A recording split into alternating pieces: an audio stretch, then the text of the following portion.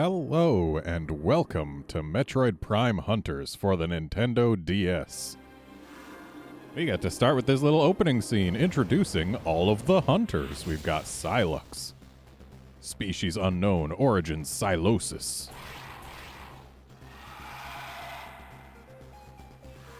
Weevil, species cybernetic space pirate, origins unknown.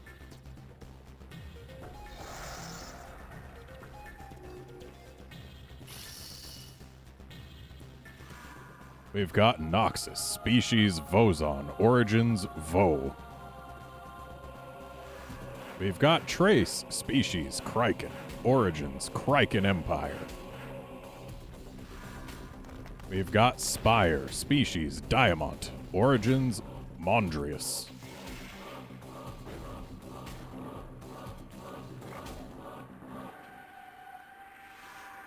And we've got Candon, species Enema, origins a sinister laboratory.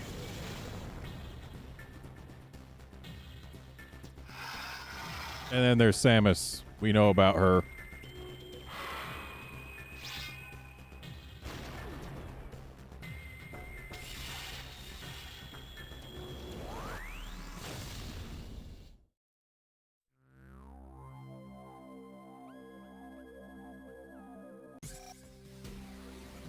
Alright, let's go ahead and get started here. I'm going to have to be using not the most comfortable control scheme when playing on a 3DS, actually. D-pad, L button, and stylus.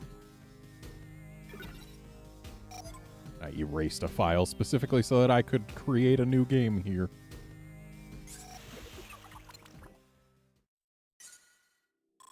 Mission file 79109. The secret to ultimate power lies in the Alembic cluster. Data confirmation. This repeating neural thread, originating from an uncharted region of the Tetra galaxy known as the Alembic cluster, was recently intercepted and translated by Federation empaths. Rogue contract. 1. Discover the meaning behind this mysterious telepathic message. 2. If the ultimate power can be secured, ensure Federation control. 3. If the power cannot be secured, ensure that it remains secret or destroy it. Potential complications. This operation must remain covert. The Tetra galaxy is outside of Federation-controlled space, and the Alembic cluster is a wild and uncharted region. While we have kept our communications classified, we know other entities have intercepted the thread. The lure of ultimate power will be irresistible to many. Disposition of rival interests is presumed hostile. Uploading known coordinates. Hey, Drake, great.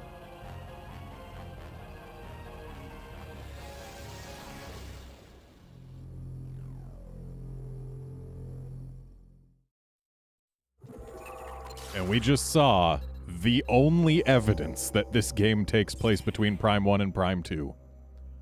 Samus's ship design.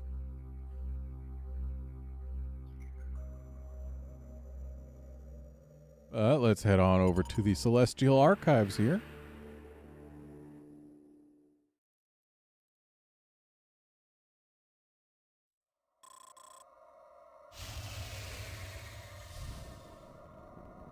So this game, being for the Nintendo DS, has 64-bit visuals.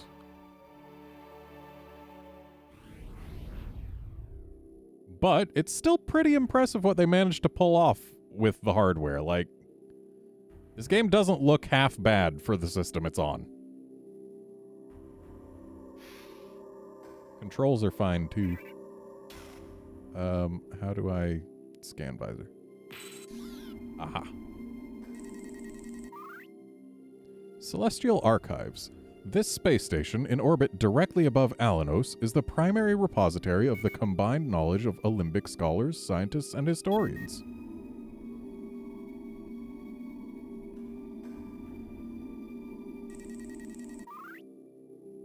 Hunter Gunship.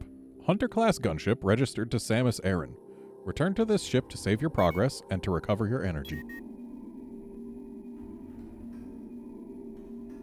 It looks like I actually can use the circle pad, which is a bit more comfortable. Portal. This teleportation device is not receiving power.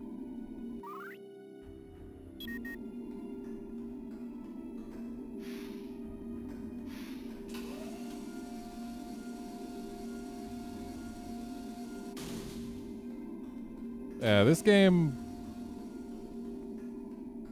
you can probably already tell at least a little bit from how relatively fast Samus is moving. Like, she's going faster than she does in other Metroid Prime games. This game was almost certainly... Wow, yeah, I'm already in Scan Visor, but okay, thanks, game. Yeah, this game was almost certainly designed first as a multiplayer thing, and then had the single-player mode designed after that. And part of why I can say that is actually shipped with the Nintendo DS as a pack-in thing was a demo, Metroid Prime Hunters First Hunt, which the single-player mode was just a score attack, shoot a bunch of enemies before you get killed, and there was a multiplayer deathmatch mode, which was the meat and potatoes of said demo. And, like, yeah, it's basically the thing that this game was meant to be. Multiplayer deathmatch. Alembic Prophecy 01. Or just 1. It is written that the alembic power shall materialize when 6 frequencies shimmer in the divine spectral sequence. Door. A weak energy shield surrounds the door to keep out roaming creatures. Any weapon will open this door. And is there anything else? Doesn't look like there's anything else, unless... Green force field. Analysis indicates the force field is impervious to most weapons. A heavy-duty weapon may damage its guard mode.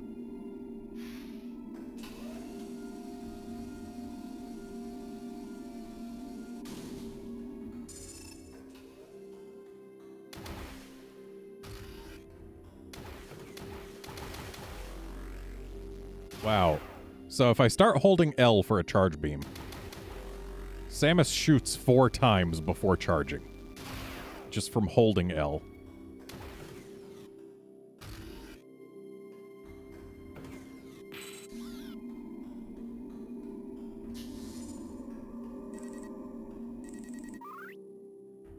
Synergy drive. This device maintains the orbit and rotation of the space station. Operation appears normal.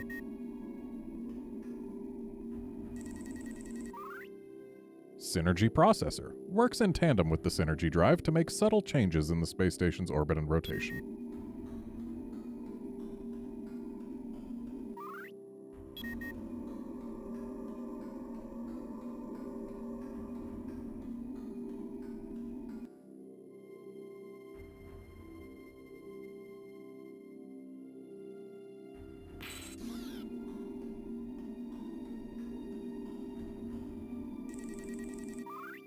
Sealed door. Analysis indicates the door is remotely locked. Something nearby may unlock it. Something nearby, you say? Switch. This switch can unlock a door or power an object.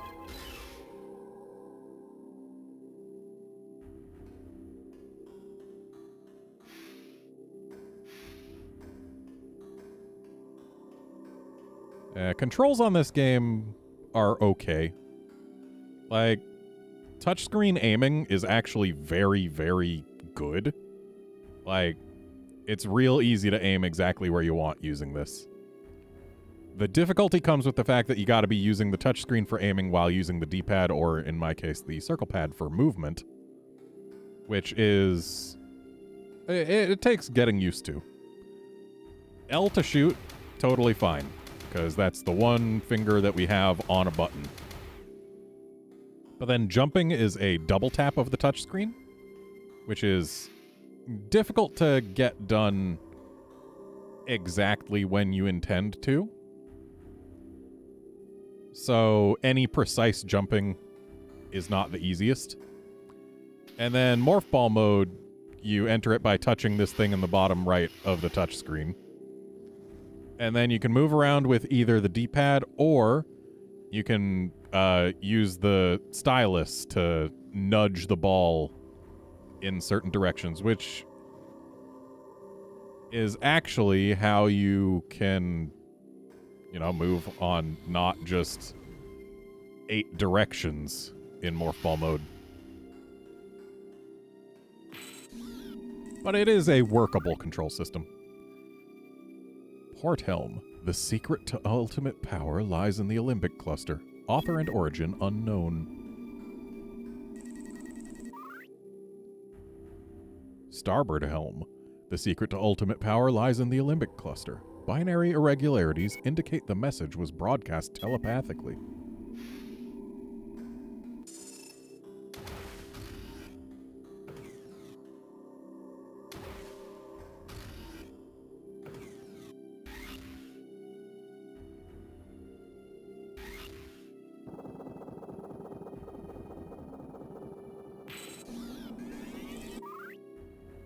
Psychobit version 1.0. A levitating spherical sentry droid equipped with 360-degree sensors and a low-level teleportation device. The basic silver model fires an energy blast, whereas the advanced green model features a heavy-duty gun powered by a nanoscale nuclear reactor. And these are all the same.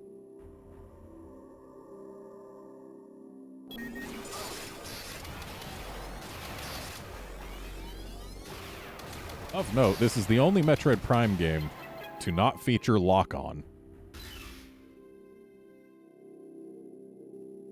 But they don't really need it because touch aiming is as accurate as it is. Wow, indestructible boxes.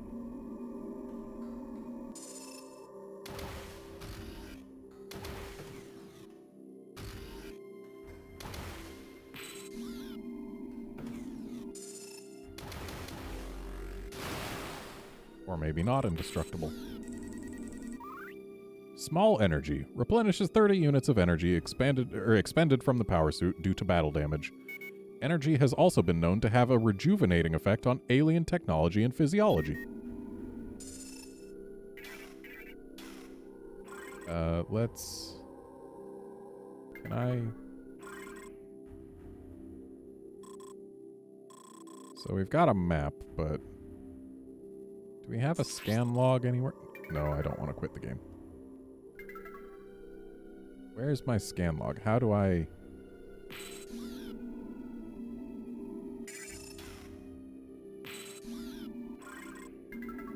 Select, maybe? No, not select.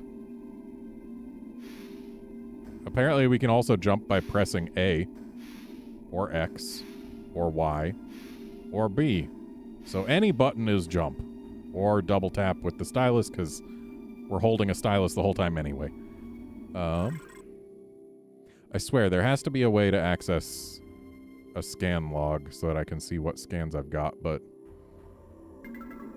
I don't see it.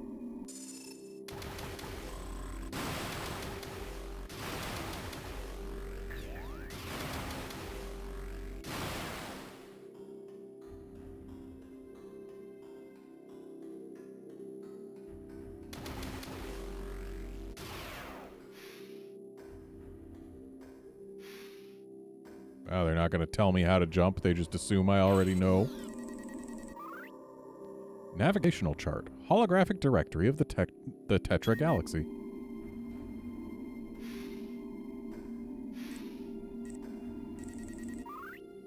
Alembic panel.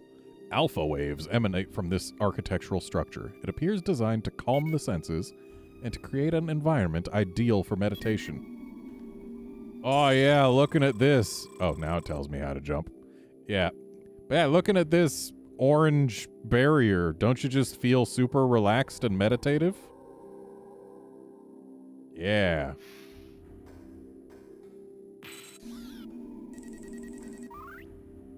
Synergy strut. Reinforcement pillar for synergy drive. Petrosil. Harmless from a distance, this airborne creature secretes a corrosive toxin that can burn through all but the toughest materials on contact.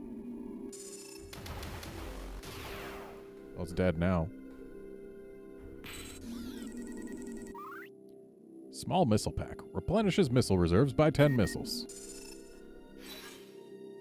I don't recall what does and doesn't go into the scan log in this game, but I know they want us to scan some types of things that other Metroid games would not. Which is why I'm making sure to scan everything and why I want to find my scan log. Analysis indicates the blast shield is impervious to most weapons. A missile may damage it.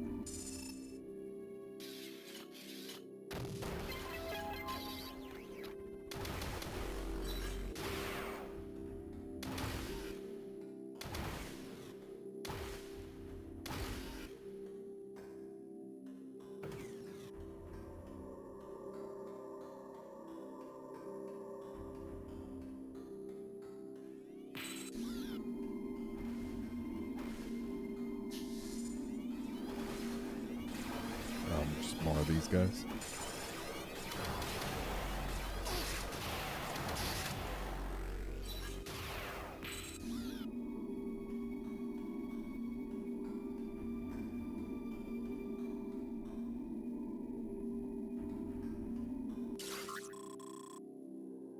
Gunship transmission.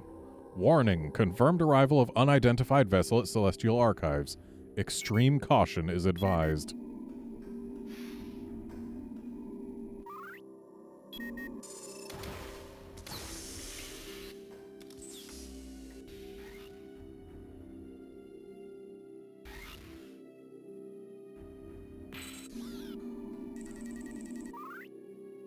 Limbic artifacts. Artifacts are encoded with program data unique to the Stronghold portal.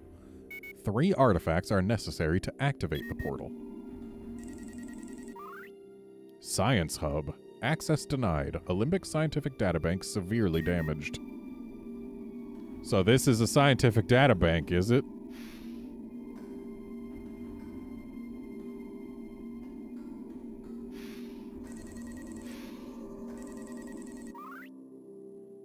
Cartograph artifact. The cartograph artifact is encoded with the spatial coordinates of a hidden chamber. Artifact shield. A security device that protects the artifacts. This device can be unlocked with the proper key. Hey, Wolfkinson.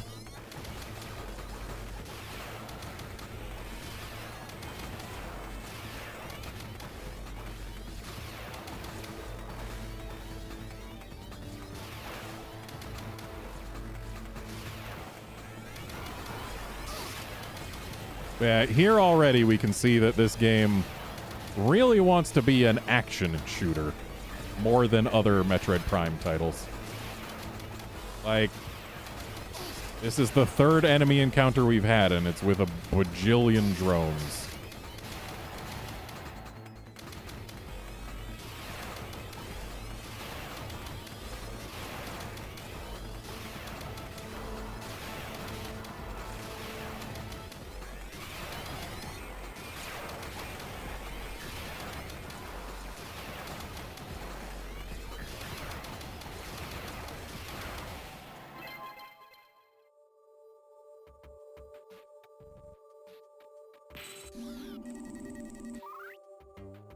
Shield key. When retrieved, this dynamic piece of technology will deactivate the artifact shield in this area.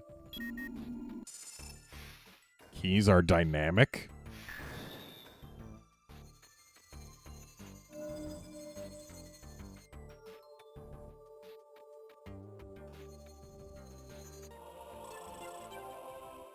I retrieved an Limbic artifact.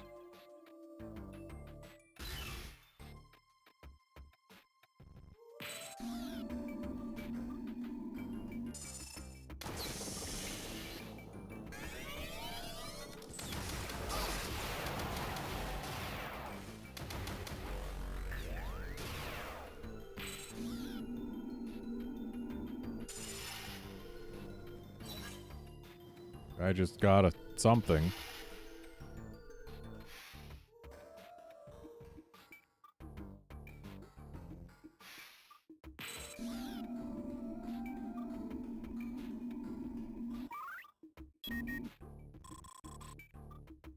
Yeah, I know how to use morph ball mode.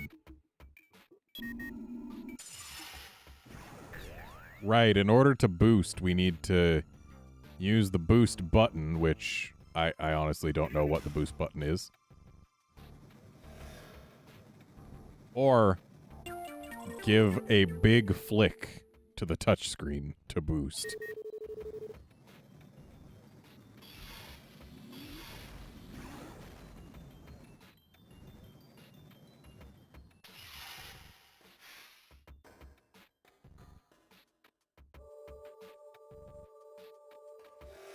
Yeah, unfortunately, having a big viewing screen for a DS game, it's honestly not flattering for the game, and yeah. Lesser Ithrak. This nocturnal creature clings to the ceiling and is exceptionally fierce when disturbed.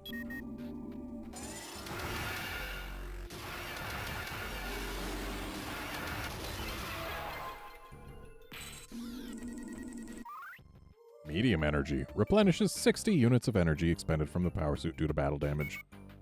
Blah, blah, blah.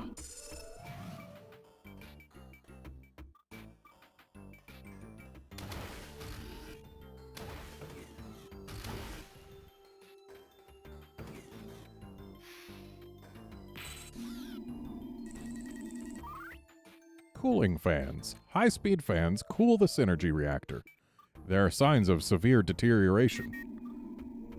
Like, perhaps the fact that nothing is spinning. There is no speed.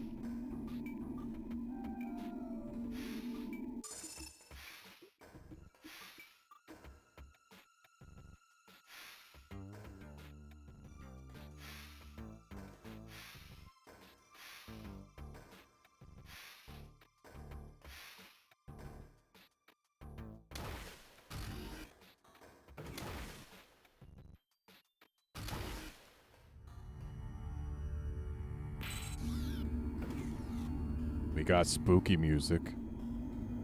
Got a large energy under the floor.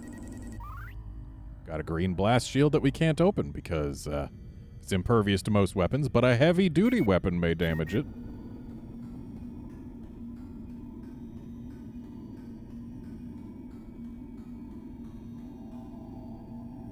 And there's a whatever that is. But we can't scan it because there's stuff in the way. Oh, it looks like a missile expansion, though.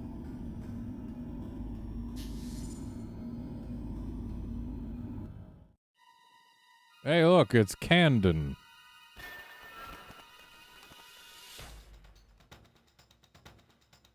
We're not alone.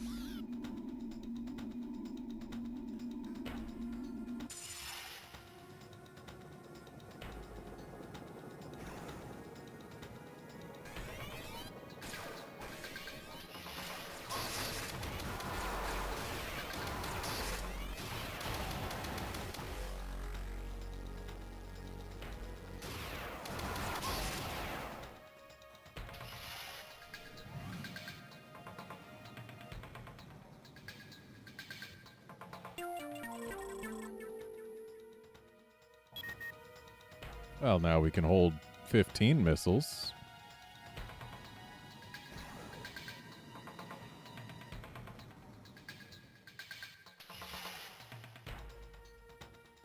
Can't get through there.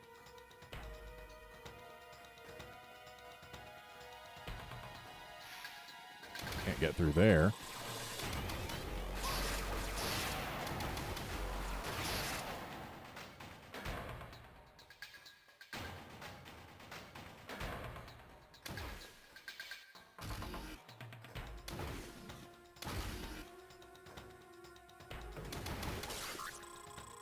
Gunship transmission.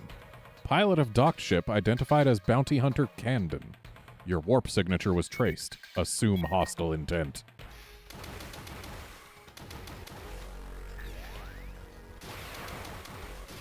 It's almost as though other bounty hunters want to get their hands on the ultimate power.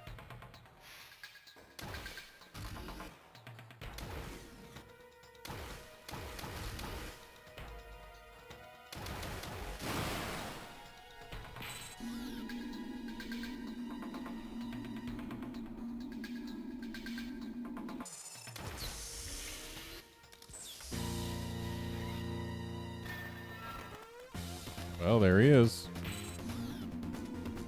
And he must be scanned in both of his forms.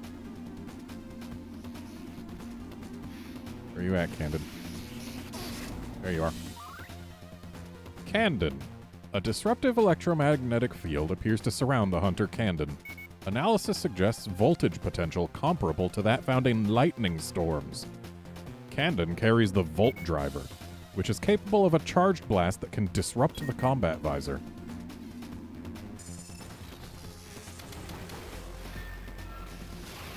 So yeah, as you can see, this game features mini boss fights that are essentially, well, shooter death matches against a bot. Alright, we got the Sting Larva too. Sting Larva, bioengineered with genetic material from the galaxy's most dangerous predatory insects. Candon can transform into the Sting Larva. This fast-moving segmented insect has a detachable regenerating tail that homes in on its target before exploding.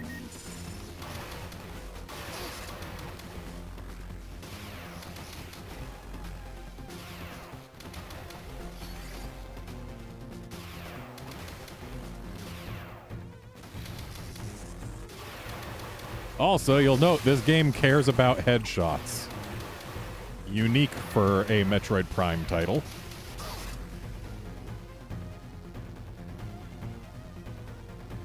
Yeah, headshots do more damage, as you would expect. I think it's twice as much. There he is.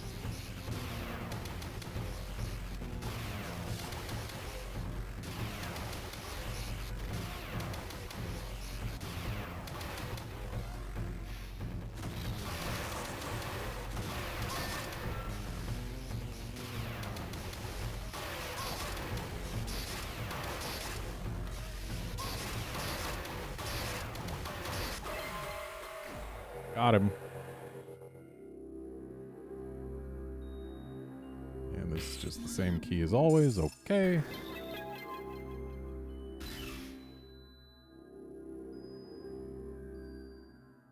If he had that key, why didn't he just go through the tunnel? Anthropological Hub. Access denied. Olympic Anthropological Databank severely damaged.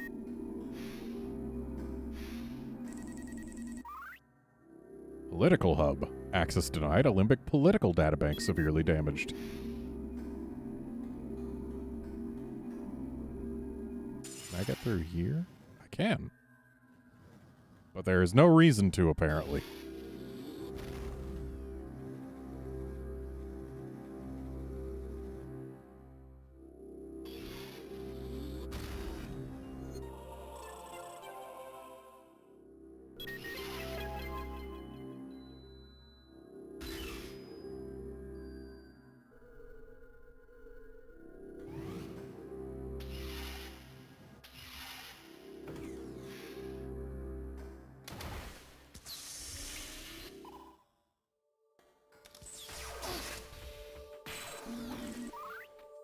Olympic Turret version 1.0.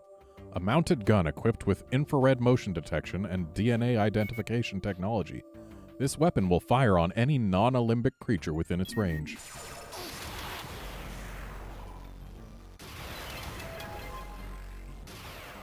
Yeah, I know the door was right there. I just got to make sure there's nothing else here.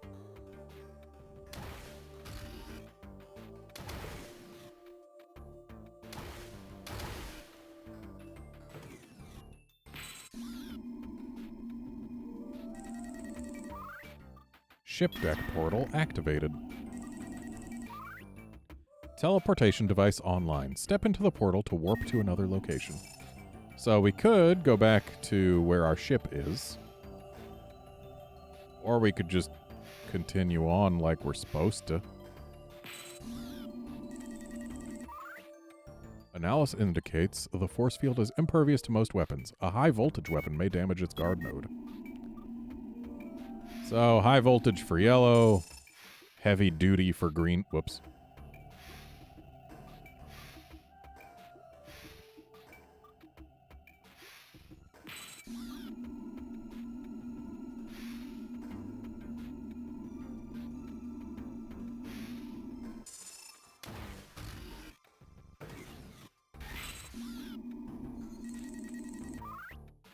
Binary Subscripture.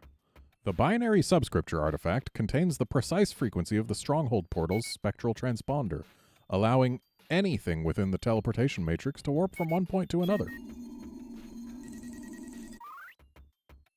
Northwest Power Conduit. This projectile-sensitive switch is used to transfer energy into this room.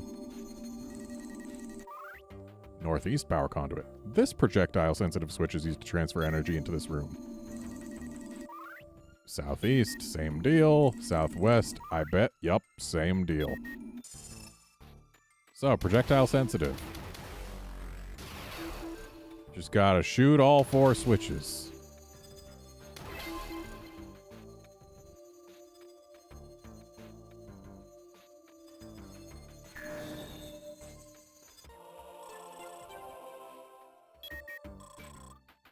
Portal activated. Long-range thermomagnetic resonance scanners indicate remote and inaccessible chambers. Use the portal to access the inaccessible.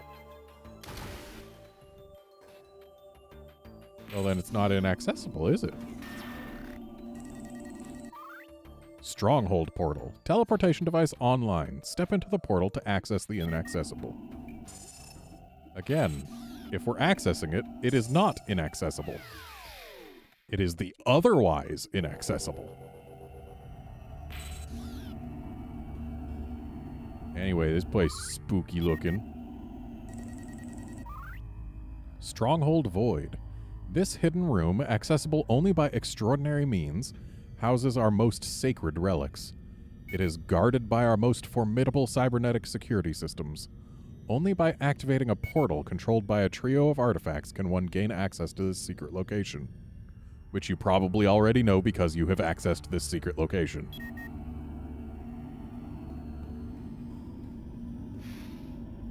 Making sure there's nothing hiding under here. I'm pretty sure they do hide something under one of these at least once. Or maybe it's just Metroid Prime trained me to look under bridges. Stronghold door. This door is synchronized with Stronghold portal security protocols. Status, minimal shielding.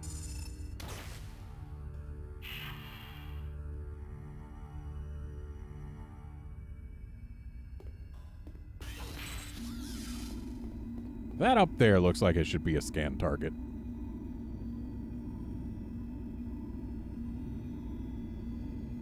Also, hang on, my cat stepped on something that she needed to not step on.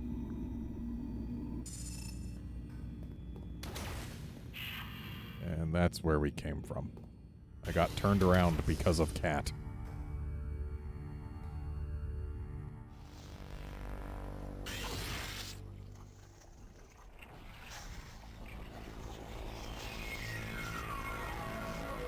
Say hello to our first boss.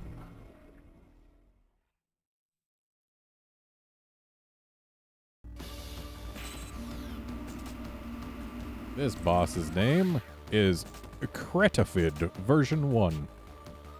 As that implies, there will be additional versions. Utilizing the most sophisticated Alembic cybernetics, this massive cylindrical defense mechanism features precision chemical lasers. The Cretafid is a key component of Alembic military defense technology, designed to safeguard the Alembic's most sacred objects. And we defeat it by shooting it in the blue bits.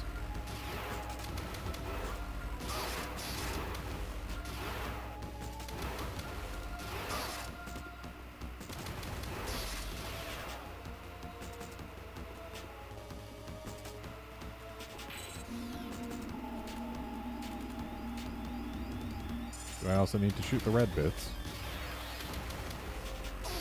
Oh, nope, there was one blue bit left. Now, do I have to scan that? No, I don't.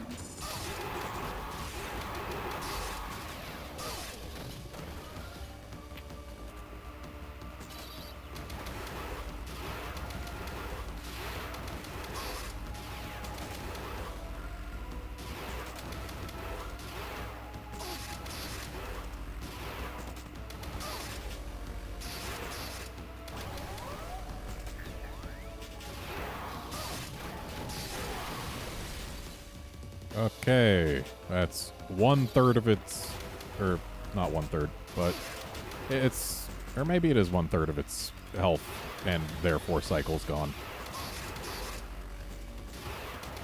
Anyway, this sure is an exciting boss, isn't it? Don't you wish that we would get to fight it another 3 times with slightly differing circumstances each time? If so, then you're in luck. Have I got the game for you, Metroid Prime Hunters.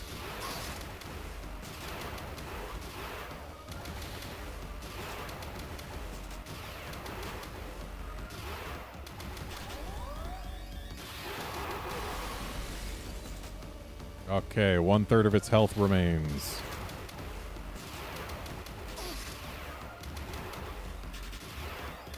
And its patterns have changed for the very interesting. Now the lasers come out of the bottom row.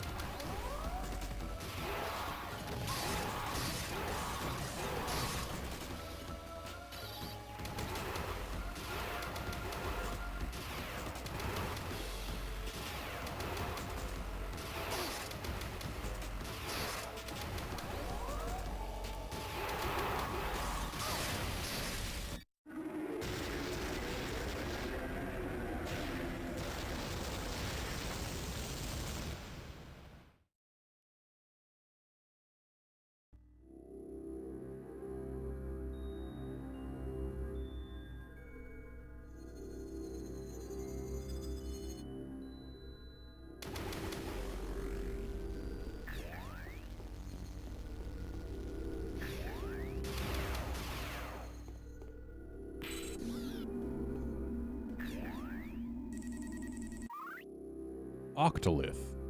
Carbon analysis indicates octoliths are alembic in origin. What, is there alembic carbon or something?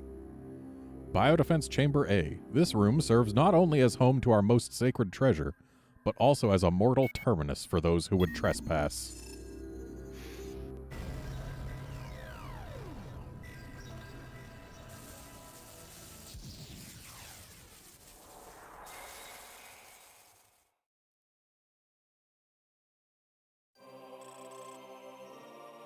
Also, you may have noticed just there, unlike Metroid Prime Pinball, this game, in its pre-rendered scenes, does not account for the fact that there is space between the screens on a DS. The reason I have preserved the space between the screens in my presentation here is because, A, that's what experience you would have if you were playing this on actual hardware. And B, if you take out the space between the screens, sure, things mesh better, but there's still visible tearing between them. Like, they acted as if there was no space at all between the screens, and somehow still didn't make them mesh correctly. So it looks even worse without space between them. And that's why in my presentation here, I still have them split apart, still have the little 3DS around them. So you're getting the experience that someone playing on actual hardware would, which I would argue is the better way to view it, because it doesn't look as horrible. Yes, octoliths may be the key to the ultimate power alluded to in the telepathic message. Making sure there's nothing else hiding here.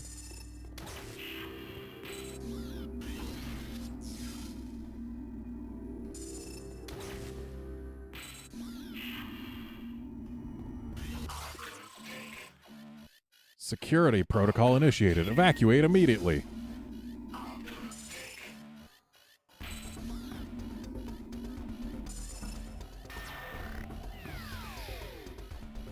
So yeah, this game has more get out sequences than any other Metroid game. There's one after every single boss.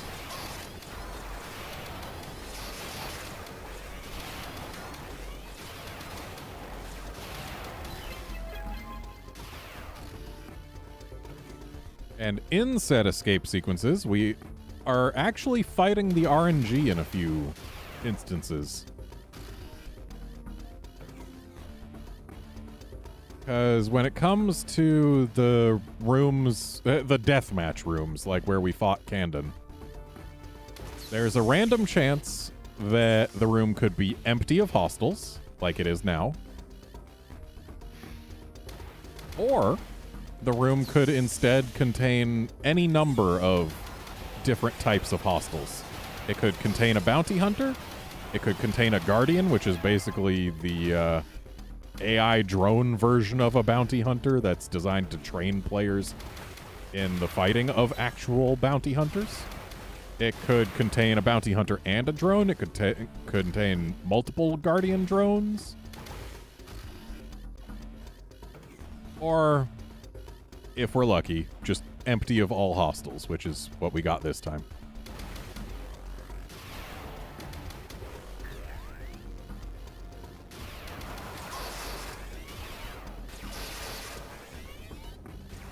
Also, despite the fact that we have this escape sequence... Oh, this isn't the way to go. But despite the fact that we have this escape sequence, this place isn't going to explode. We will, in fact, be forced to come back here eventually. Which really begs the question of, why is there an escape sequence then?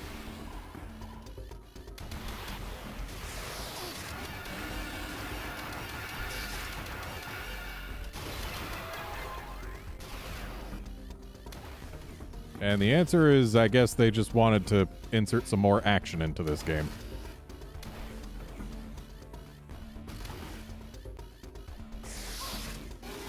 Stop dropping on my head.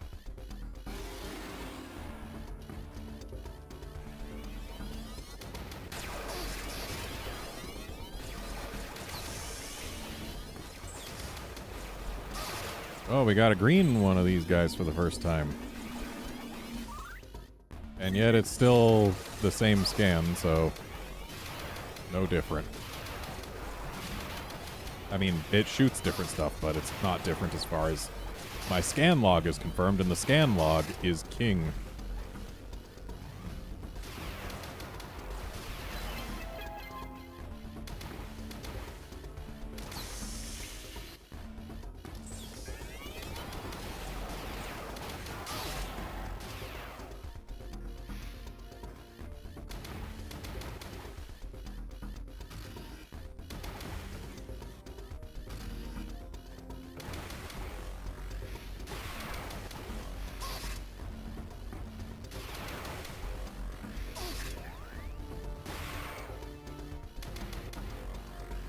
Still weird how you fire 4 shots before you actually start charging despite holding the button.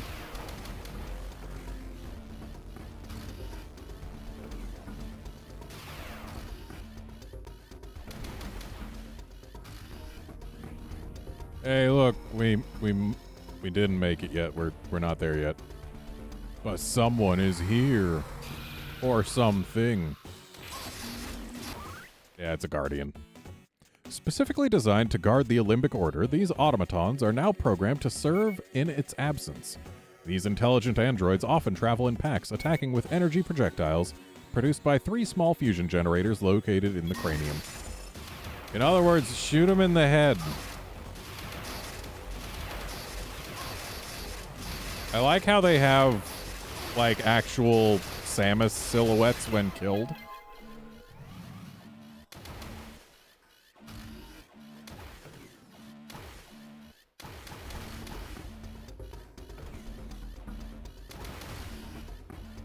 Okay, now we made it to our ship.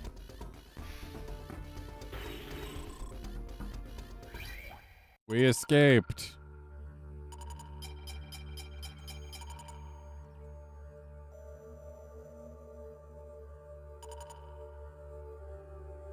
Oh, so we can access our logbook from the ship.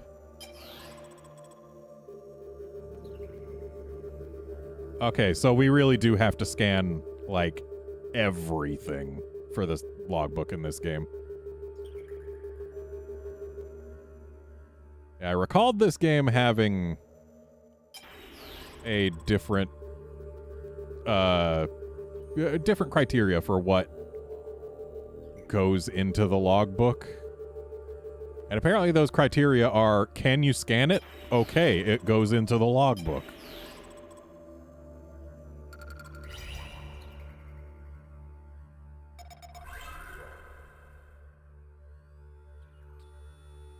What's dual mode? Oh, dual mode is like you use the buttons for aiming instead of using the stylus, right? That would probably be more comfortable to hold for long periods of time, honestly. If I didn't have to have a headphone jack in the bottom of my 3DS so that you could have sound for this game, it would be a lot easier for me to keep holding this one-handed, but this is actually slightly strenuous, so let's try dual mode for a while.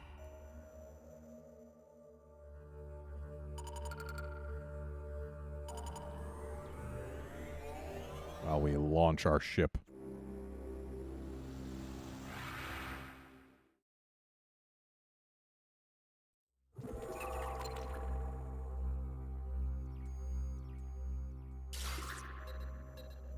Scanning a limbic cluster. Hey, look, there's another planet. Alanos.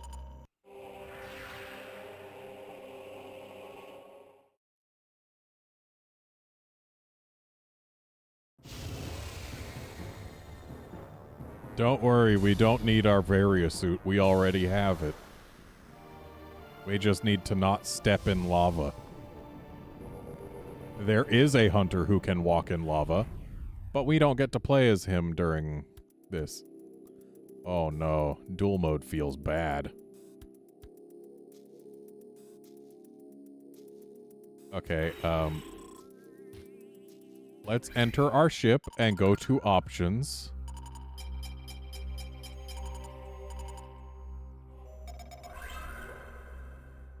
And stylus mode right, please.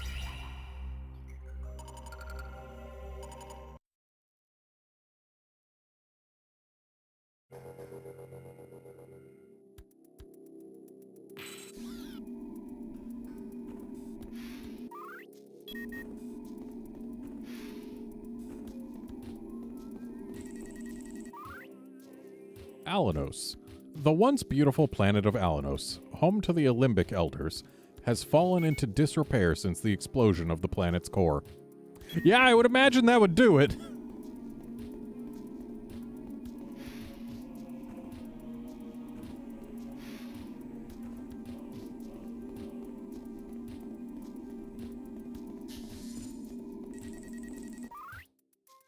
Magma Station. Sensors operating at 79%.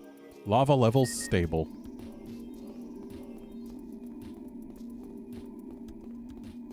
Honestly, if the planet's core exploded, how is there still a planet?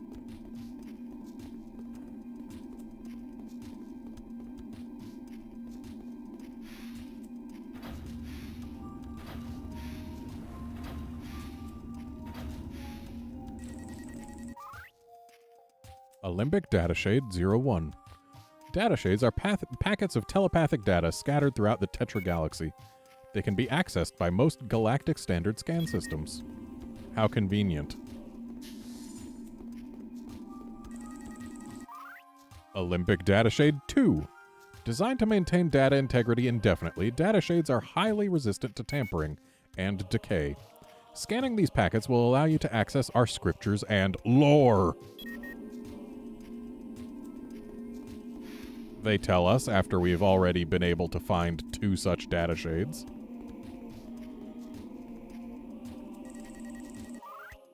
Alimbic Prophecy 2. In the beginning shall the darkness be torn asunder by a flash of yellow lightning. So that's something that we need to actually remember. Because the Prophecy 1 was like, hey, prophecy says that divine color sequence will do a thing. And apparently in the beginning, yellow thunder. So we gotta start with yellow whatever we do. And whenever we do it.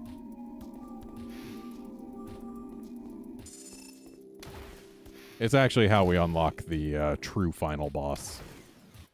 Is by finding all those and doing the things in the correct sequence. And that unlocks the true final boss. Exposed rebar. Structural integrity of load-bearing walls has been compromised by forcible impact. Zoomer. Best known for breeding rapidly and carrying disease. Zoomers are responsible for the spread of flesh-eating bacteria on Zebus, resulting in the extinction of many native species. Oh, you little jerks.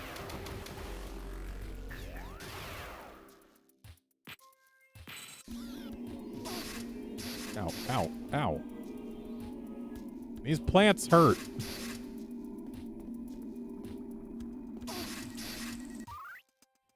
History 1. Though these are our last recorded messages, we depart, not though, just these are our last recorded messages. We depart from this place of death. If you honor our memory, do not attempt to solve the mystery of our disappearance.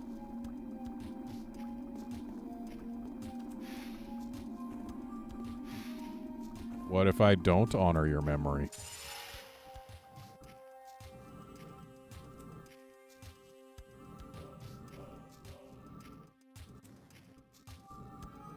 Well, I apparently found my way to a something. An artifact door. Or a key door, rather. So, that something is not where I'm meant to go just yet. Samus, please. Thank you. Oh, we got more zoomers.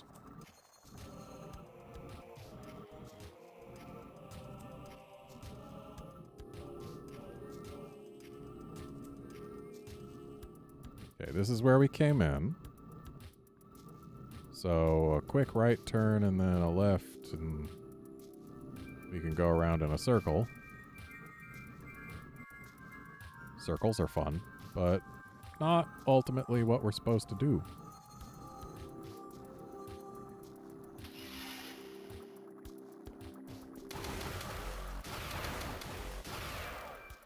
Ah, we had to kill the zoomers, eradicate the source of disease.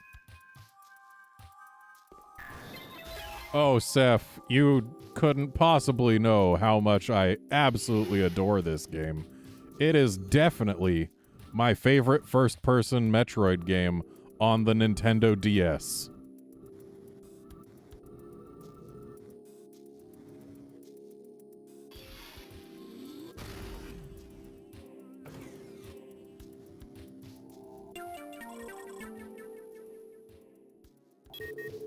Well, I just stumbled into that. Wait. Okay, yeah, can't get through there.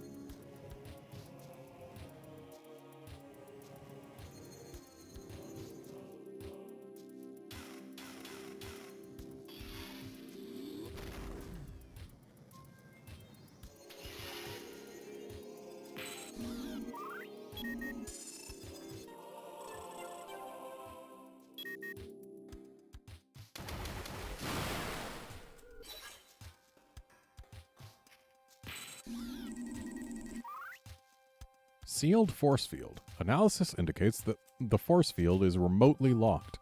Something nearby may be able to circumvent the lock. Something nearby, you say?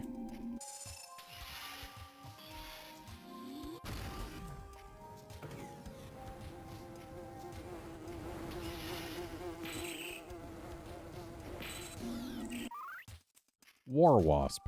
An aggressive flying insect that will vigorously defend its territory.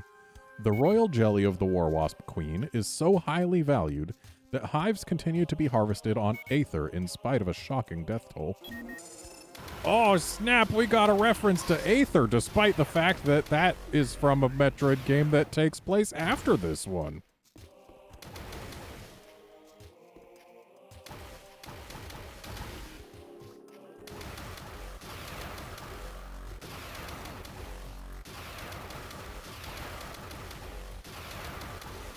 Oh, they weren't kidding about these things breeding quickly.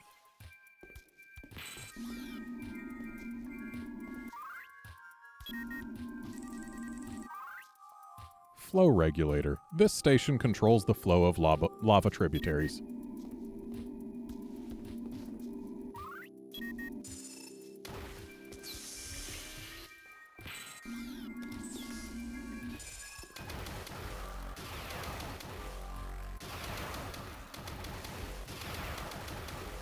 In all honesty, this is my least favorite of the Metroid Prime games that I've finished. And it is one of my least favorite Metroid games, period. Purple force field. Analysis indicates the force field is impervious to most weapons. A weapon that fires super-cooled plasma may damage its guard node. If it's super-cooled, is it still plasma? Like, isn't a requirement of being plasma being very, very hot?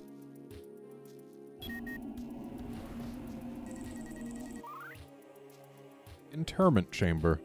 Olympic warriors of valor are here laid to rest, that their spirits may return to the planetary core, which has exploded. Maybe they returned too many spirits to it.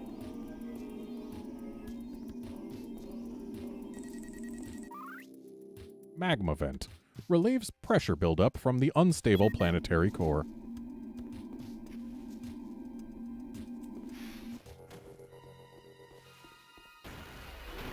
Hey, look, it's Spire.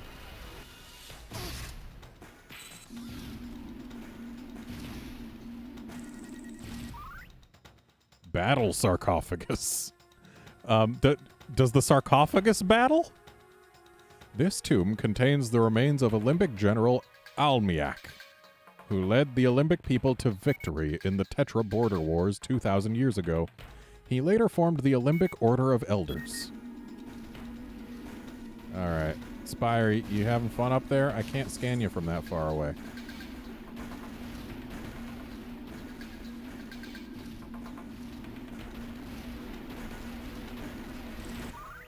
Blast cap. A large mushroom that explodes on contact, emitting noxious gas. Originating on Talon 4, its spores can survive without atmosphere and have propagated throughout the galaxy on solar winds. Which is a weird thing to say, considering this game takes place in a different galaxy from other Metroid Prime games, but okay. And I guess we just can't get to Spire from here.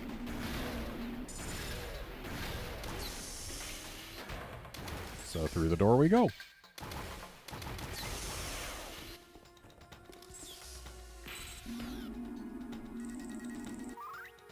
Atometer artifact.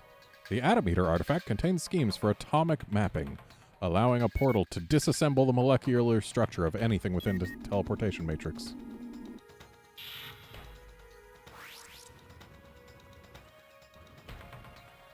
Alright, later, Wolfkinson.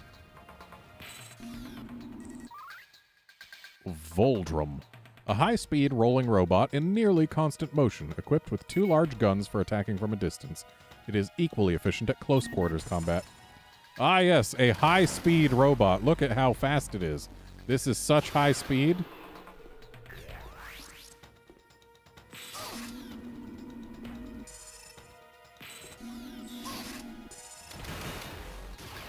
Interesting. There's a spawner for them, but the spawner itself is not a scan target.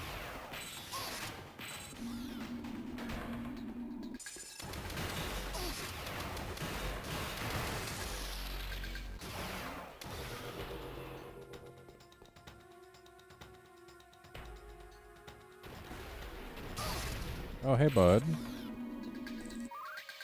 Spire. Analysis of this creature's physiology indicates the presence of molten ferrous compounds, normally found only in a planet's core.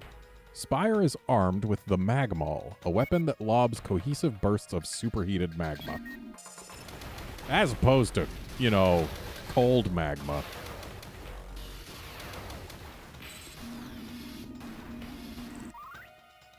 Dialanche. Spire's alternative form is the Dialanche, a hypercondensed ferrous orb, able to roll at high speeds. The Dialanche is equipped with 2 retractable titanium limbs, used to batter adversaries.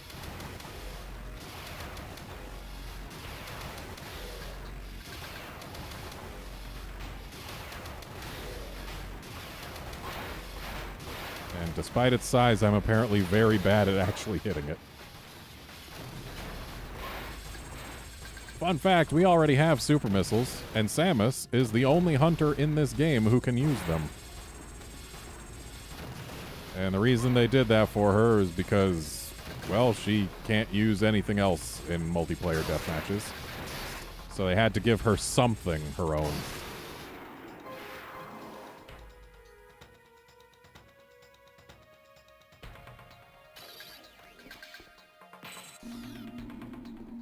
Wow, I lost a lot of health in here. Shield key has been activated. Oh, hey.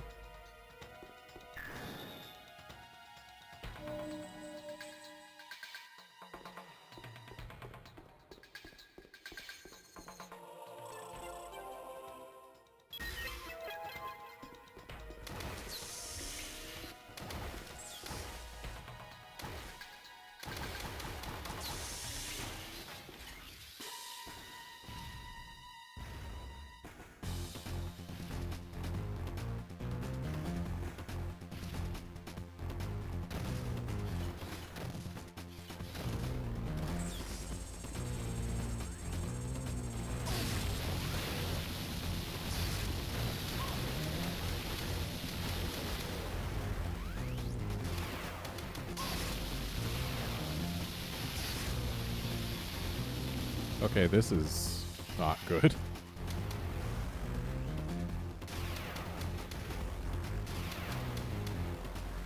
Wow, the frame rate slowed down.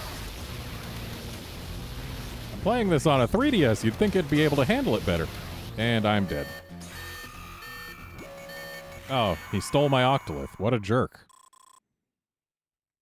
Yeah, that's the thing that happens in this game. If you lose in battle to an enemy hunter, they can steal an Octolith, and then you have to track them down and beat them to get it back.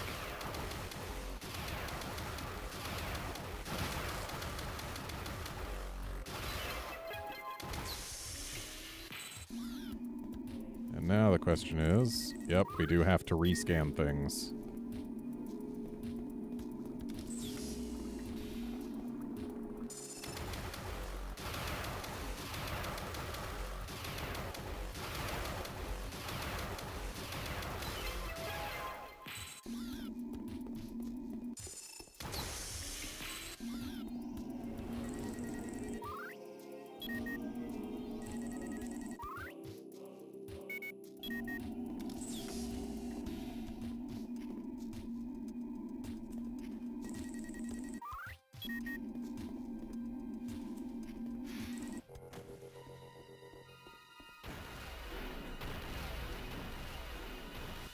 Wow, he actually nailed me in that cutscene.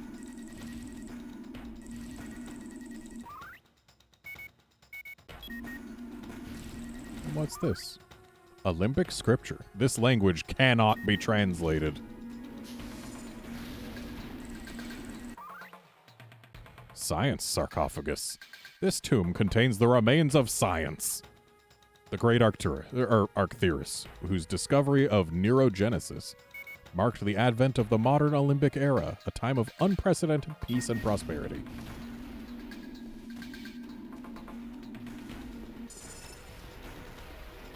Alright, let's go get our Octolith back. Rescan the blast cap. Go around the blast cap.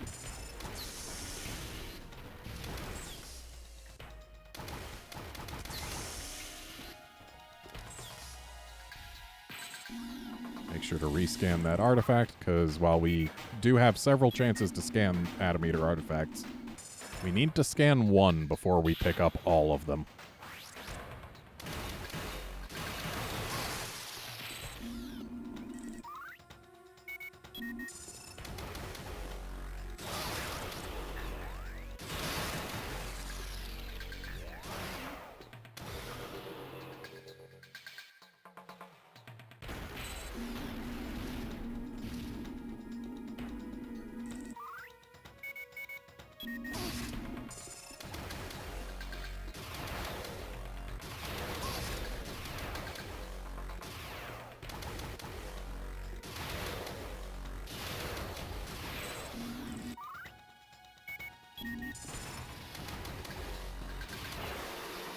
Oh, hey, look, it's our Octolith.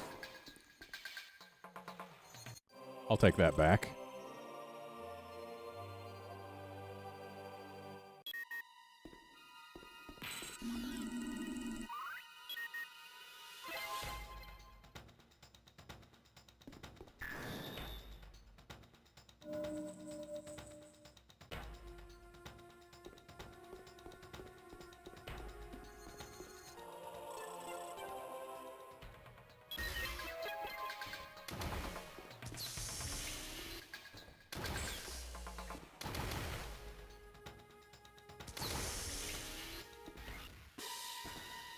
Last time I played this game, I played it on a DS Lite.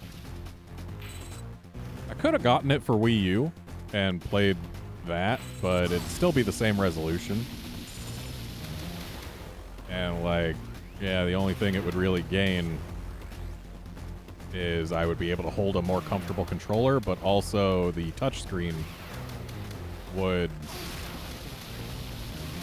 well, it would be not visible to you. Which, for the most part, doesn't matter, but there's definitely parts where it's nice to have. Well, that was much smoother than the last time.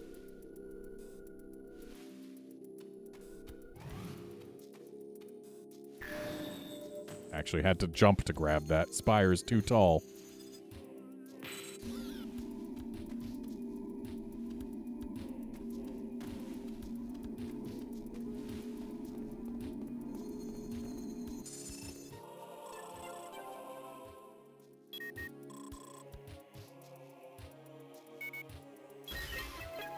Time to go access the inaccessible.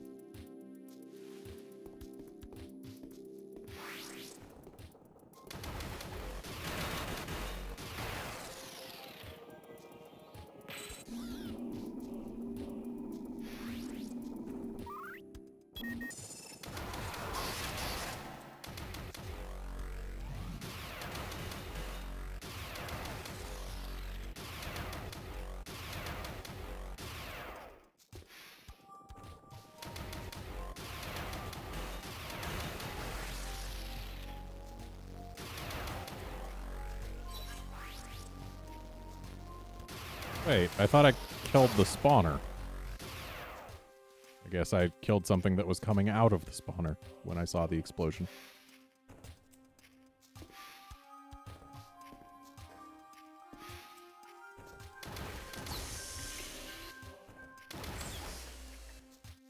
Don't you just love how the door isn't flush with the floor? That's just begging for some stubbed toes. And now we have a portal back to our ship.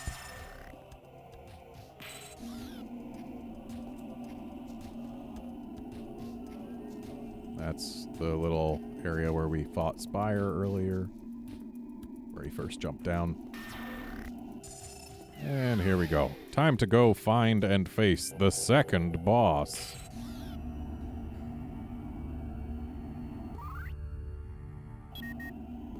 Same scan for the Stronghold Void. Nothing hiding underneath, as usual.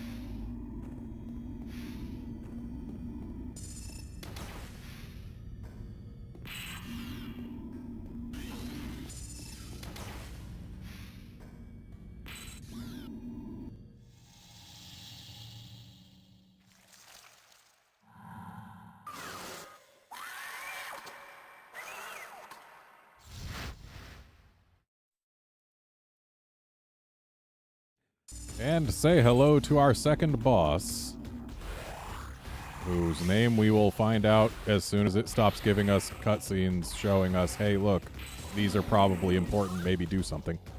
Yeah, say hello to Slench 1A. Yes, as that implies, there will be more than just Slench 1A, because this game reuses its two bosses. A lot. There are 3 unique bosses in this game, and there are at least 9 boss fights in this game. So yeah, you're gonna be seeing Slench and Cetaphid a lot. Slench 1A, another member of the Olympic Defensive Arsenal, this enormous cybernetic eyeball was engineered to protect sacred Olympic relics.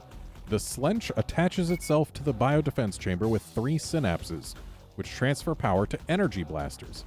Its primary weapons are the green venom torpedo and the deuterium laser. Energy blaster. Turrets on the walls of the chamber fire blasts of plasma generated by the Slench.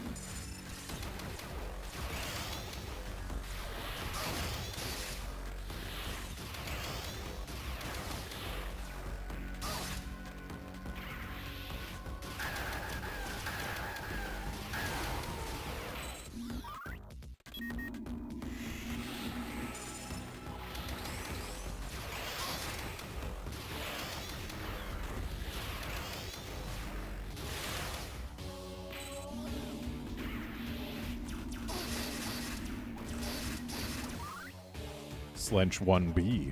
When aggravated, the Slench detaches from the wall to commence a hovering attack. Analysis indicates its shield is inoperable during levitation.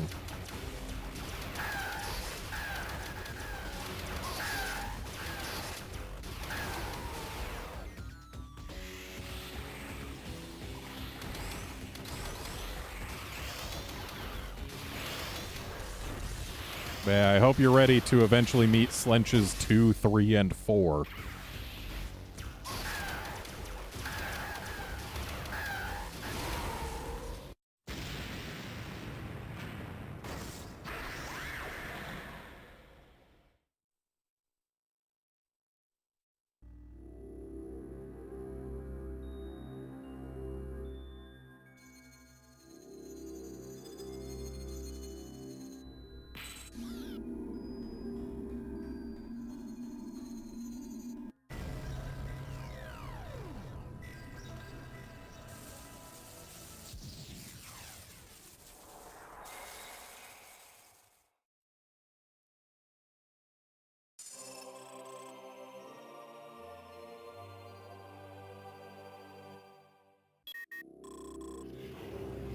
The cannon holds the power.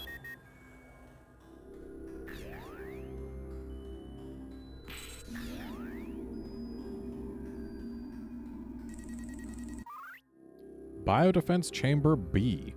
Those who dare trespass upon our sacred chambers may expect to pay dearly for that which they would seek.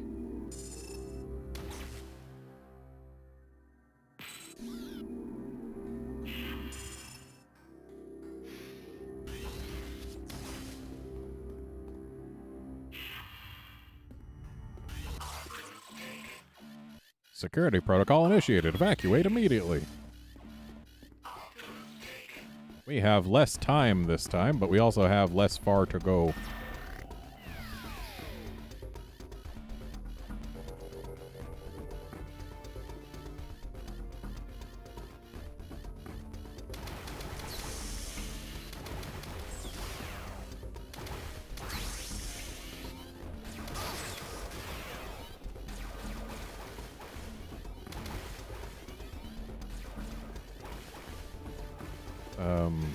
How did we get in here? Well, I guess we just go down here, huh?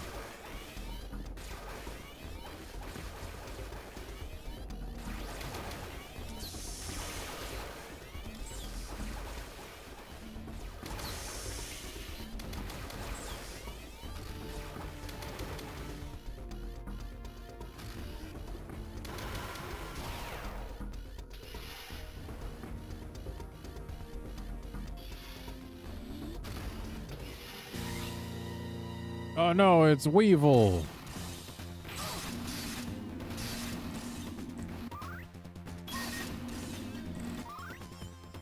Weevil's weapon of choice is the Battle Hammer, a heavy-duty repeating weapon with a lethal blast radius. Maintain distance and avoid a direct hit from this high-caliber weapon.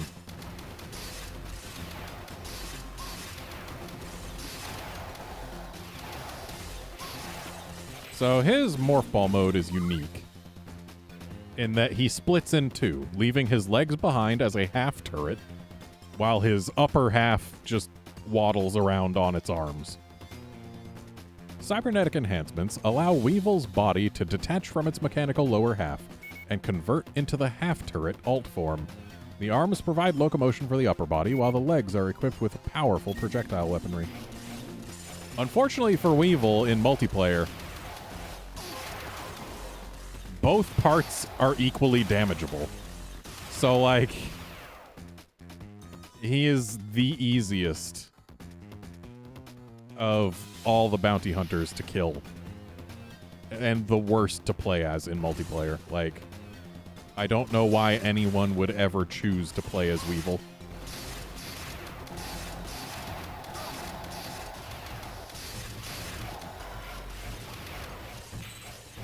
Just making sure that the body part of half turret is the same scan, and it is. And there we go.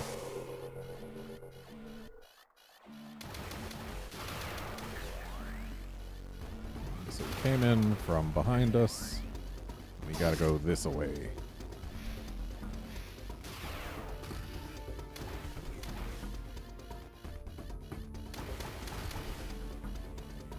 And there's our ship. Just gotta get to it.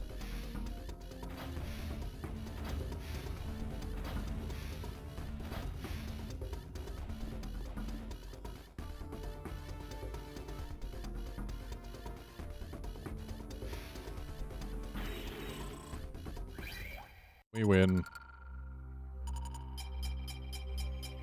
Alright, we've gotten 2 of the 8 octoliths. Oh, I'm sorry, was it a spoiler that there were 8 octoliths? Yeah, I think anyone could have guessed that, honestly.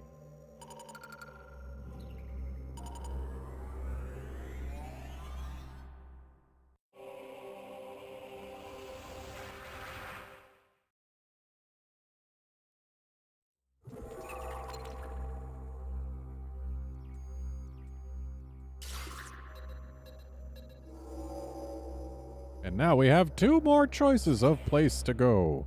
We can go to the Vesper Defense Outpost, or to Arctera. But it put us on VDO first, so let's go to VDO.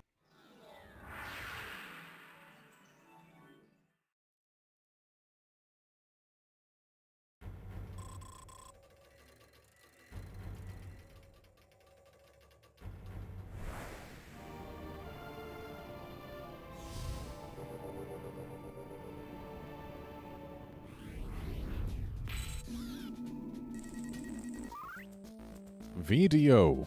Vesper Defense Outpost is situated on the outer edge of Olympic territory, serving as a refueling station and munitions dump. Sub-zero temperature is maintained to prevent overheating of fusion-powered weapon systems. Structural failure of fuel containers has resulted in a vast radioactive spill into space, leaving toxic and explosive fuel frozen to the sides of the structure. Well, that's not ideal.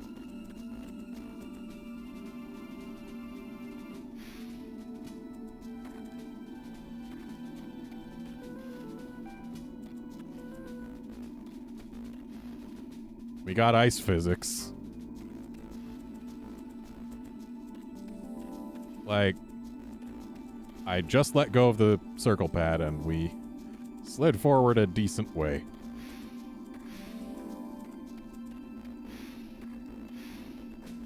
We also got jump pads.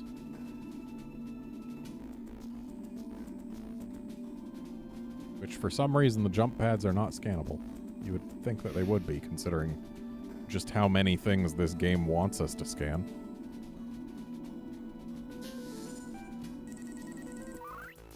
Olympic Prophecy 3. Yellow lightning shall strike with demonic fury upon the greenwood.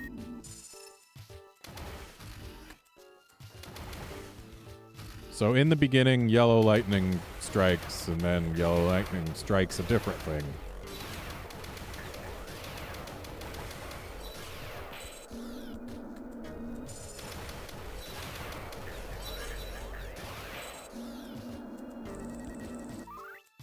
Fuel rod powers nearby bioweaponry chambers.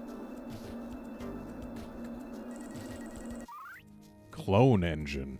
Severe deterioration of microcircuitry detected. Systems non-functional. Mixing tanks. Used to synthesize poisonous gases. Trace amounts of toxic materials detected. Why do they need to synthesize these things? Spore farm. A controlled environment used to grow toxic spores. The spores have expired. Lab equipment. Used to grow bioweaponry. Systems inoperative.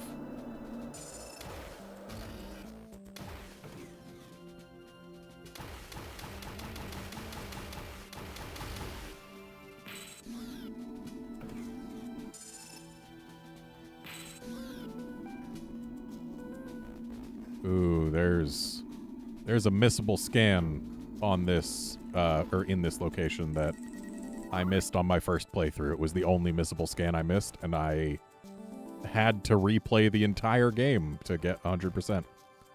Frozen fuel line. Pipes show signs of structural failure. Excuse you.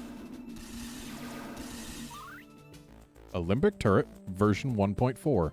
This modified turret is capable of rapid-fire operation with little or no overheating.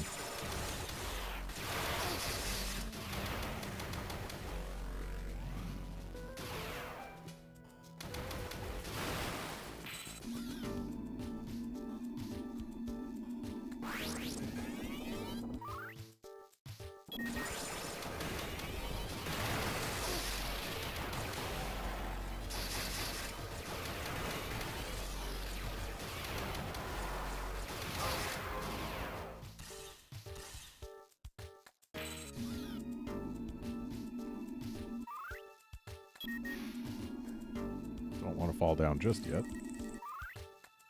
History 4. We focused our resources on military science and quickly developed weapons and defenses that surpassed the technology of our enemies.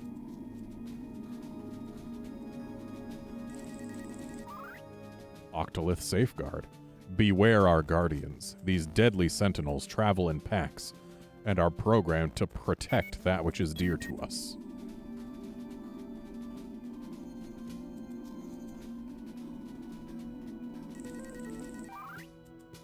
History 3. The peace of ancient Olympic tribal culture was shattered by a deadly extraterrestrial invasion. The survivors vowed never again to be caught unprepared.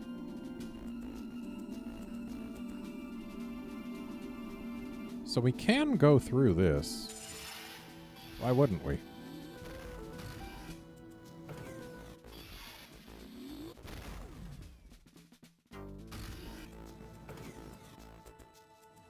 Oh, hello.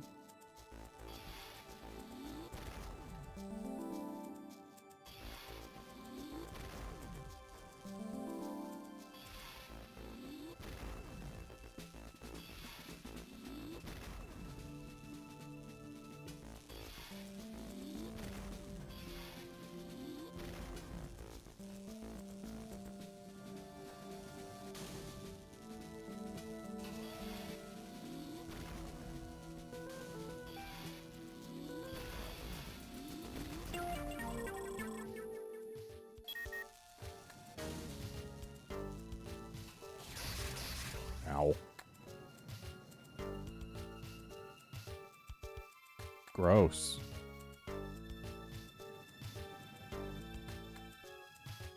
Seems their brain thing could use some repairs.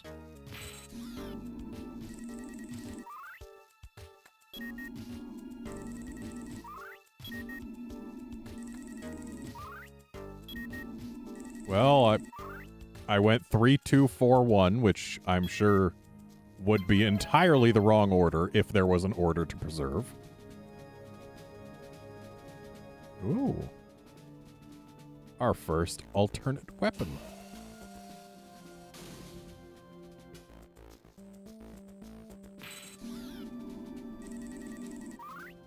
Cortex chamber. Controls the entire neural ensemble by processing input from the thalamic coil. I've obtained the battle hammer, powered by a miniature nuclear reactor. This heavy-duty repeater is recommended only for those familiar with high-caliber weaponry. And now we can break green.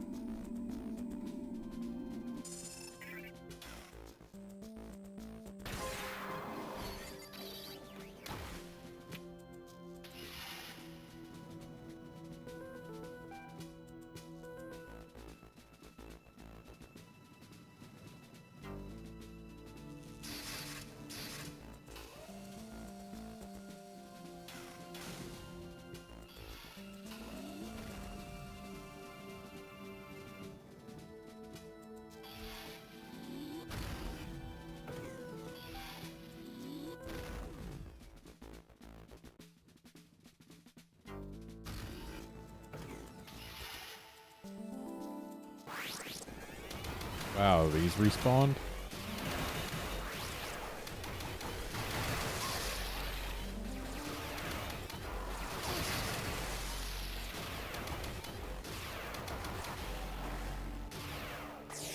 Whoops.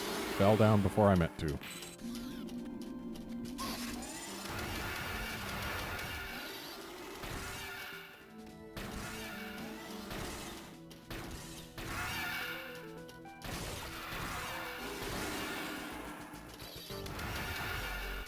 Gotta say, the Battle Hammer doesn't do nearly as much damage as its description implies it would.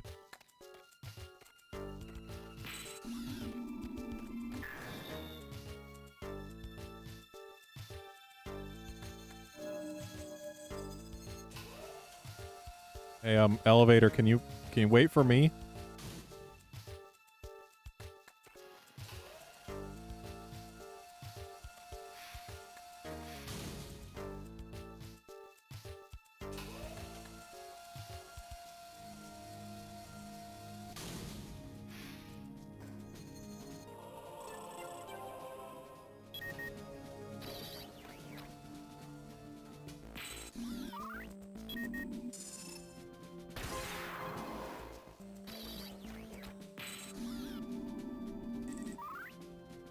Crash Pillar. Highly pleasing to Alembic aesthetics, this Sentry cyborg is dormant until it senses an intruder, and returns to a dormant state once the threat retreats. The Crash Pillar levitates by means of anti-gravity propulsion before attempting to smash its quarry. Vulnerable neurocircuitry is housed underneath the base.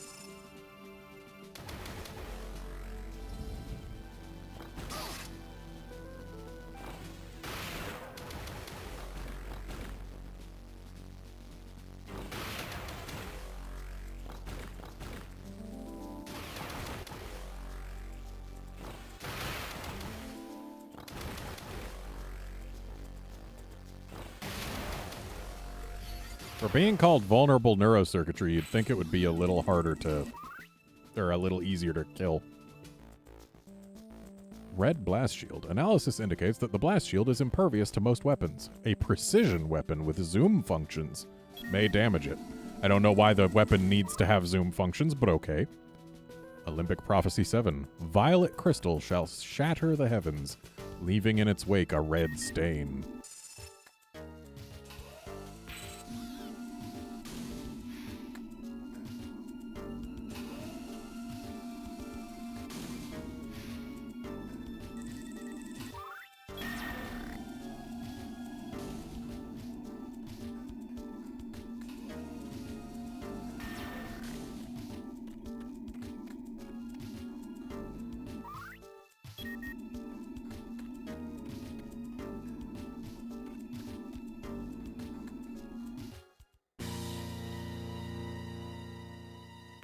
It's Sylux!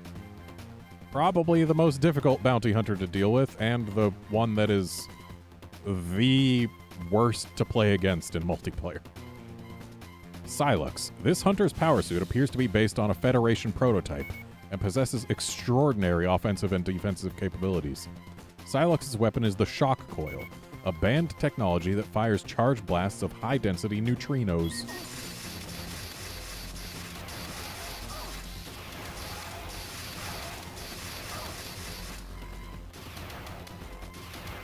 The thing about the Shock Coil is it does more damage the longer it's connected to you.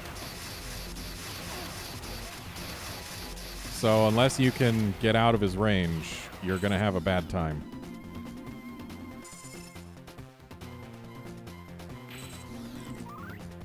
Lockjaw. Sylux's alternative form, the Lockjaw, may consist of stolen prototype Federation technology. It allows the user to transform into two tetracarbon ceramic alloy blades joined by an energy thread. Its principal method of attack is to weave a network of explosive tripwire. And that network of explosive tripwire is probably the most dangerous part of Sylux. Because if he gets to make a triangle of his morph ball bombs around you before any of them explode, then all three of them will explode on you simultaneously for additional damage. And it's basically just an instant kill. At least in multiplayer. Sylux is nasty to fight. Easily the most overpowered character in the game. Gestation tanks. Reinforced tanks used to grow nanites for morphing ammunition and missiles.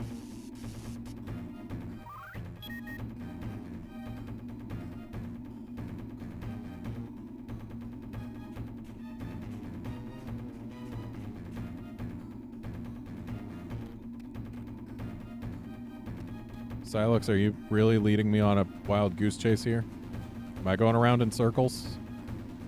I mean, I am going around in circles, but... Are you leading me around in circles?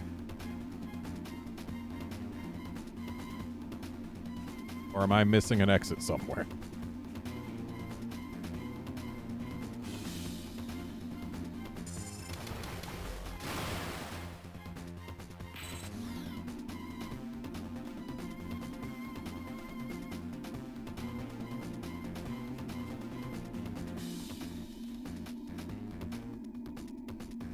Where'd he go?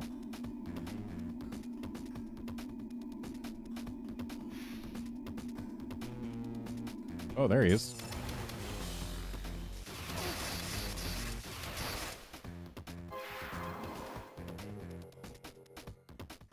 Okay, time to get our missable scan. Once I find my way to wherever it is he just went. Oh, I guess we're going around in a circle again first.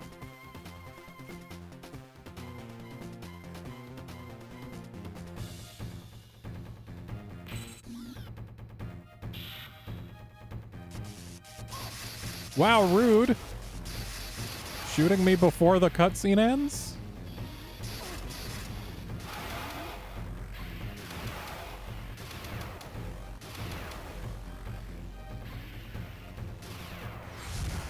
And there's our missable scan.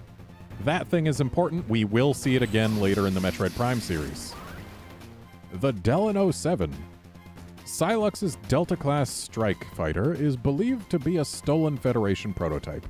Due to an unresolved design flaw, the autocannon can be temporarily disabled by several direct hits to the ship's hull.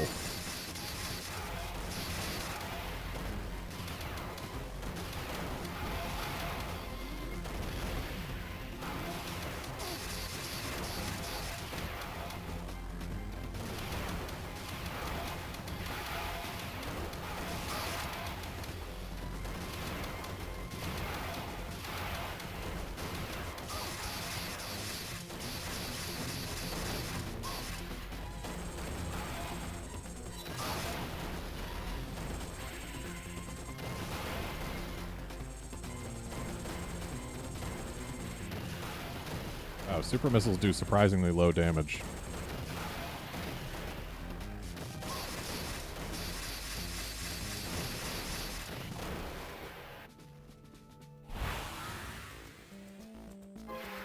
Later, Drick. Great.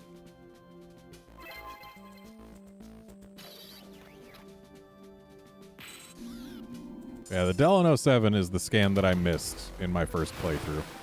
It was the only missable scan that I missed, but I missed it.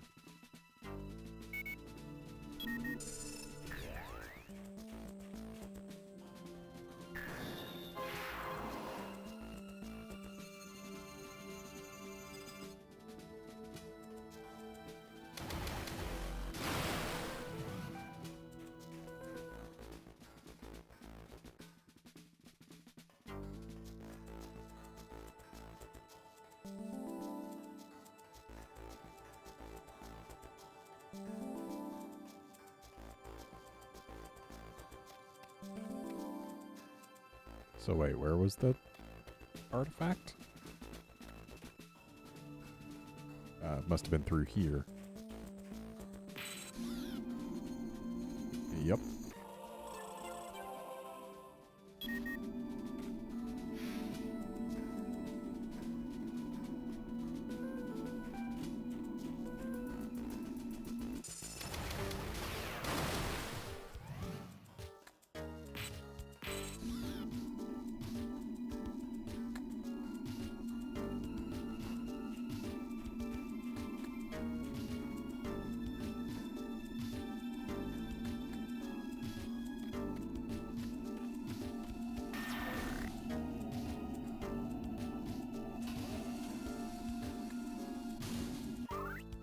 So we still can't go through this door.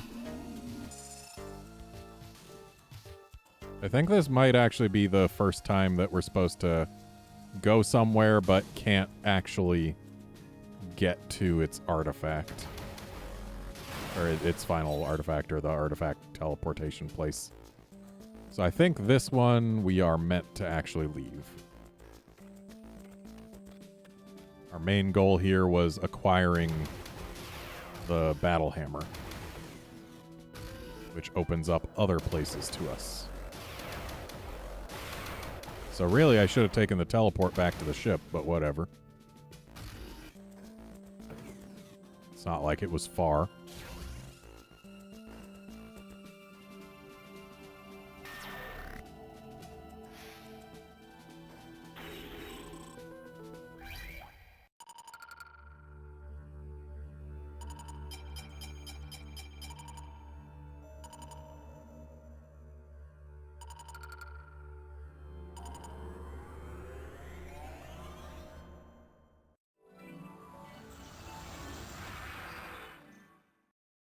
So I know we can accomplish new things at the Celestial Archives now that we have Battle Hammer, but there's a chance we might need something else. So we are going to Arctera as well.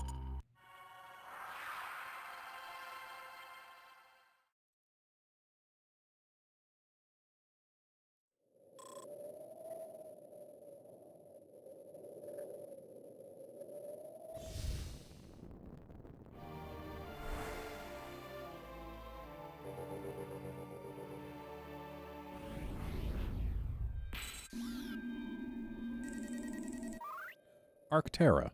The outermost planet in the Olympic cluster, Arctera is an inhospitable wasteland, noteworthy for a honeycomb of tunnels and caves within its frozen interior.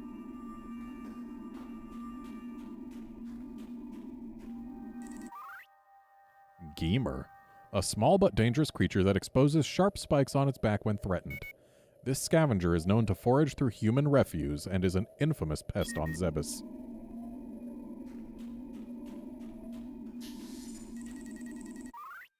Olympic Prophecy 4. With a voice of thunder shall the green word burst into an orange blaze.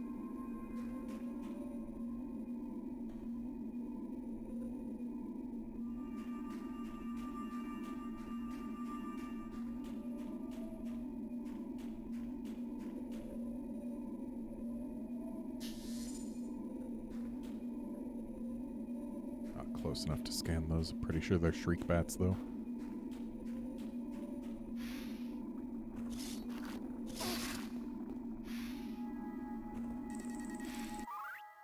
Olympic Crest. Each of these ornate crests celebrates the accomplishments of a major Olympic tribe.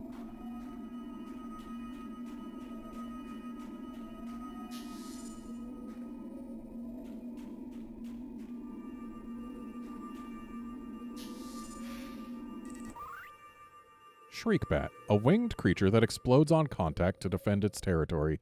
It will attack any creature approaching its nesting grounds. Inhabitants of Talon 4 have called for its extermination because of the threat it poses to the infrastructure and cultural heritage of the planet.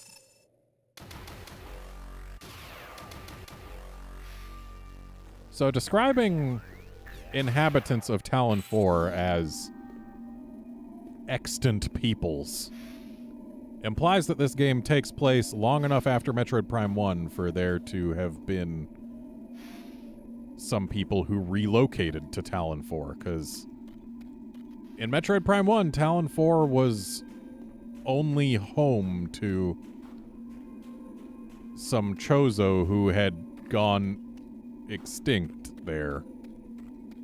There were no other native sentients, and the only other sentients that were there were space pirates, so this implies that some other people have settled on Talon 4 since that game.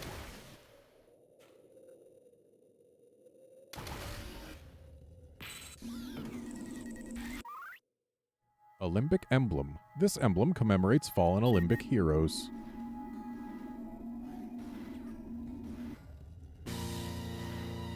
Oh, hey, look. It's Noxus fighting Trace.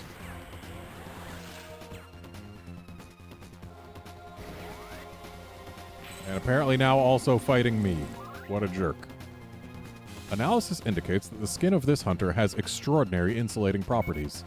Noxus's weapon is the Judicator, capable of a charge shot that can freeze an opponent in its tracks.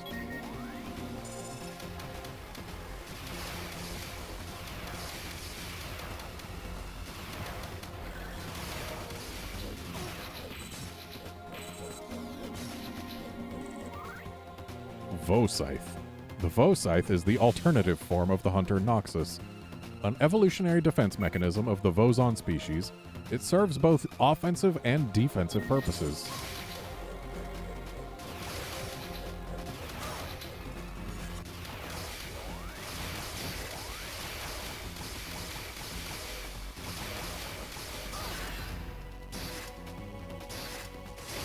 Not much I can do about being frozen, unfortunately.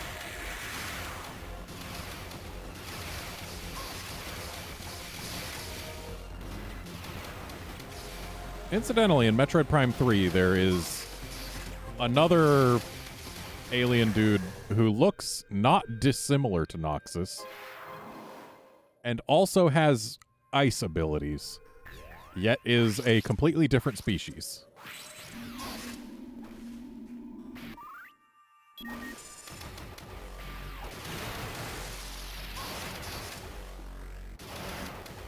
And I guess Trace is gone.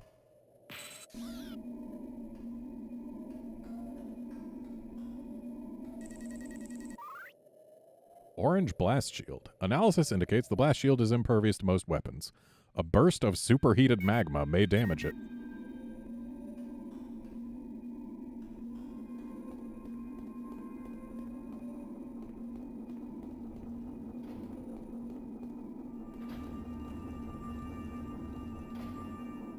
I heard a thing moving. Proxy lock 4 of 6 disabled. Proxy lock 3 of 6. Damaged bridge.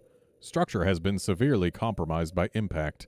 Decay indicates the damage occurred several hundred solar cycles ago.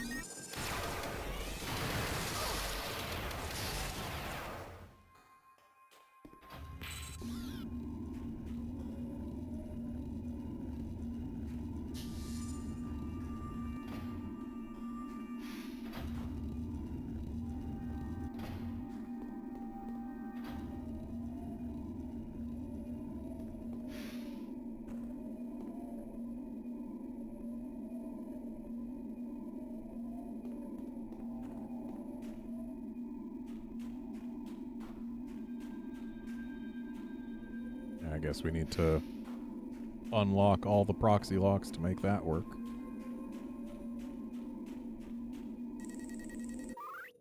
Purple Blast Shield. Analysis indicates the blast shield is impervious to most weapons. A weapon that fires supercooled plasma may damage it.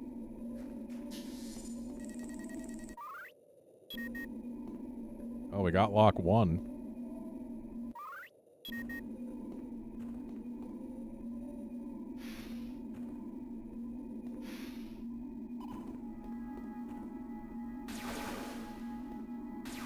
What?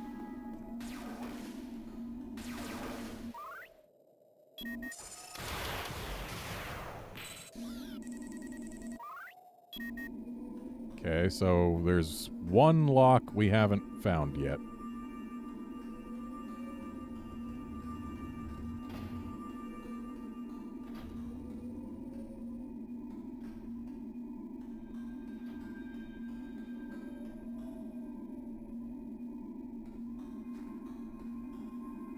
Oh, hello.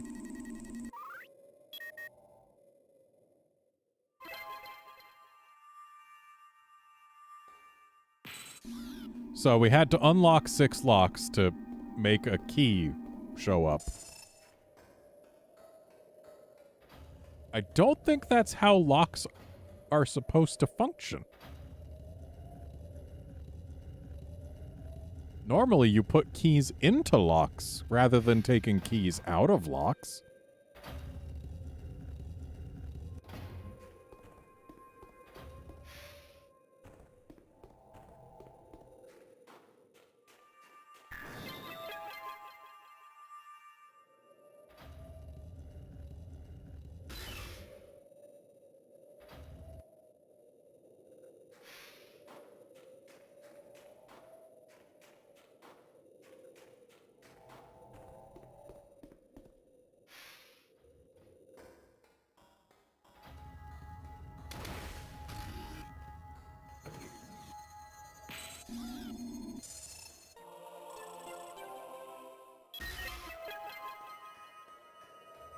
Alright, so that's one artifact, but I think we are stuck to just that until such a time as we get additional weaponry.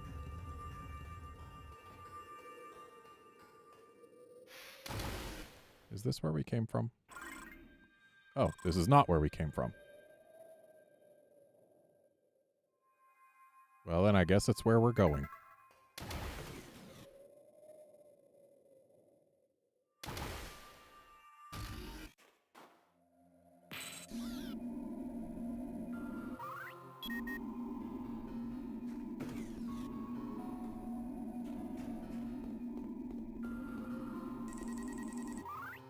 Alembic Pride 1. We continued research to improve our defense systems. Eventually, we became so proficient in the art of war that we believed ourselves invincible.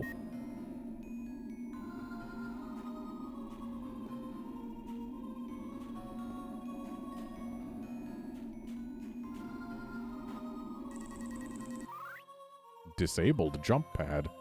This jump pad is not receiving power. Electrostatic analysis suggests a blocked conduit in close proximity. This generator is controlling power to the rest of the network.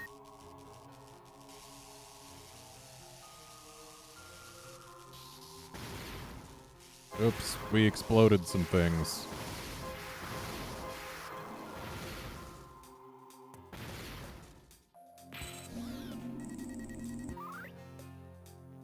Power has been partially restored to the circuit.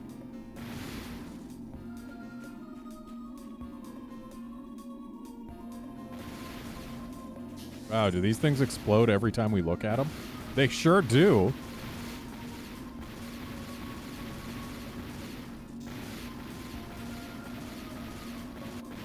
That's silly. Power has been partially restored to the circuit. Power has been partially restored to the circuit. Power has been partially restored to the circuit. Power has been partially restored to the circuit.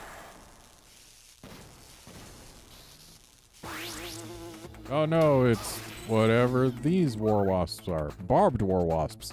They're very green. An aggressively territorial insect capable of launching its stinger as a projectile. The more dangerous cousin of the war wasp, barbed war wasps, migrate in large swarms, attacking even the largest life forms in isolated regions of Talon 4.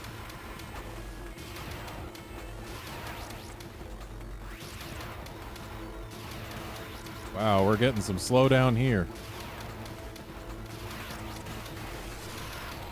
I guess the game doesn't like having so many war wasps on screen at once.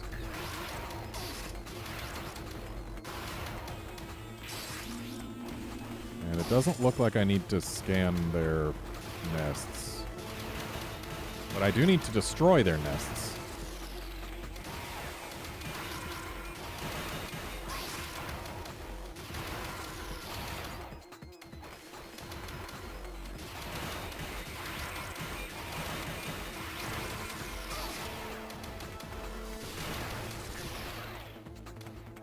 Alright, just the one wasp left.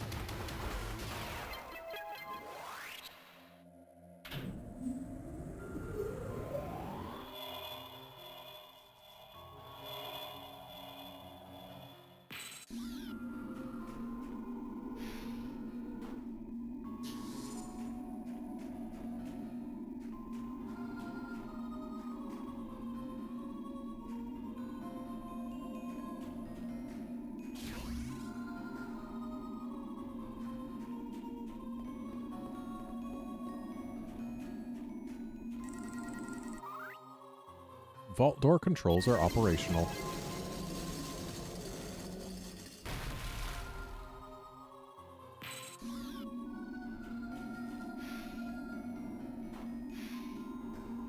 The things don't explode when I look at them anymore. There's an item up there. But I have to go through here to get it.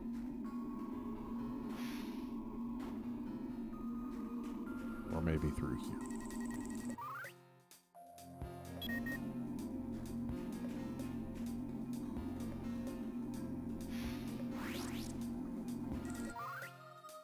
Blue barbed war wasp.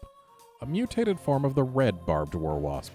The metabolism of the blue barbed war wasp requires a frozen environment to produce endothermic projectiles. Okay, so there's going to be red ones too? Even though we've only seen green and blue? But blue is a mutated form of red, which we haven't seen?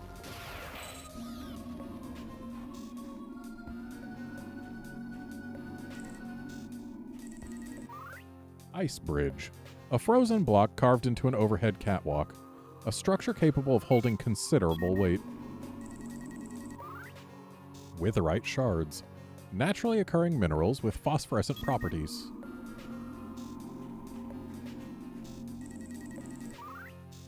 Amolite shards. Naturally occurring minerals with phosphorescent properties. Seems like they cared more about the environment on this planet than anywhere else, because we're getting, like, actual environmental features as scans. Ooh, would you look at that? That is a weapon that we want.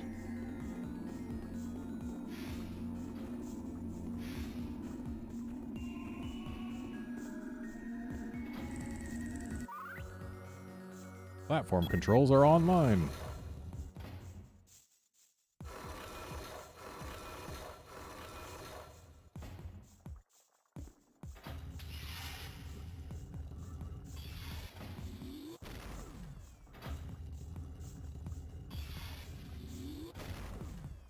Game, please.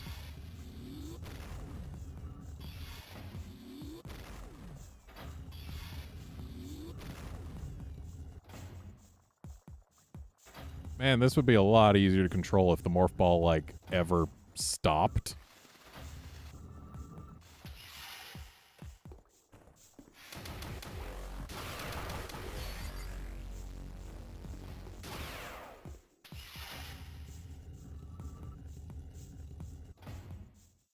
I guess it does if I use touch controls. But touch controls aren't great for this. And sounds like I'm going to need to scan the platform controls again.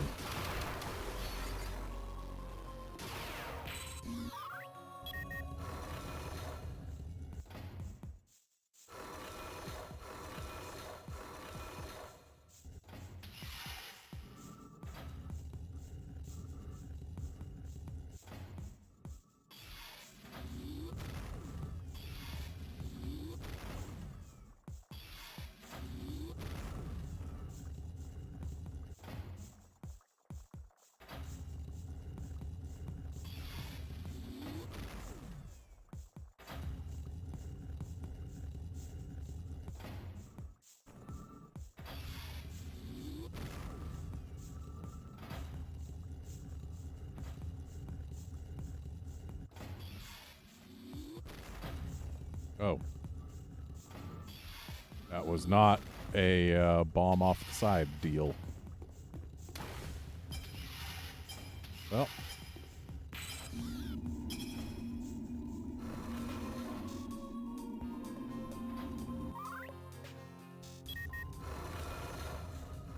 So where does it want me going then?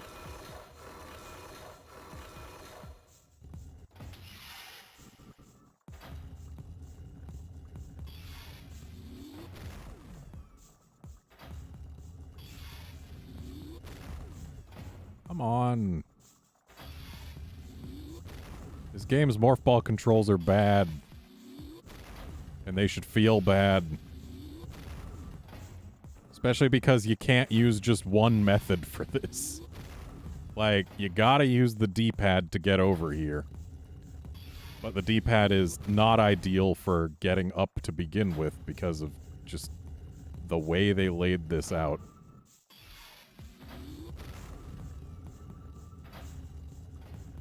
Okay, so this takes me over here, and then...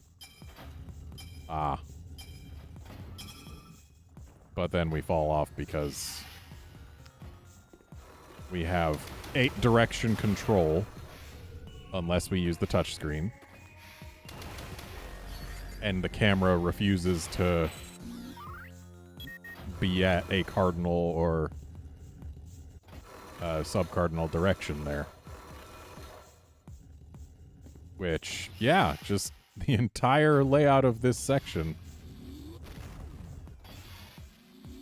is not great. Though I guess we do have more than 8-directional movement in Morph Ball mode if I'm using the stylus for controlling it, but the stylus, it's not good for quick movements of the Morph Ball. It's better for fine adjustment.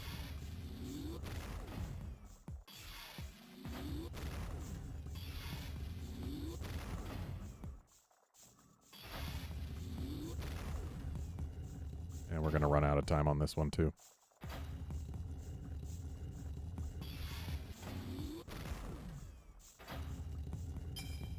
Yep.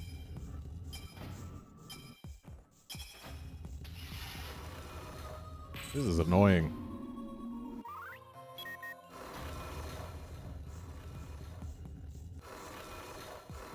Like, if the stylus was a good method for controlling the Morph Ball at all times, that would be great.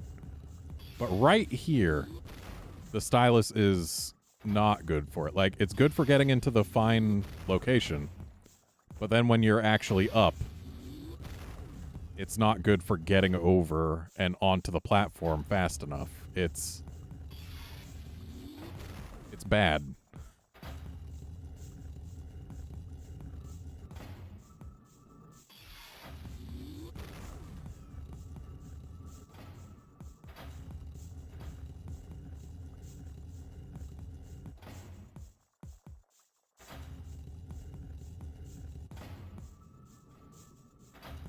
But using the stylus here, we can get over.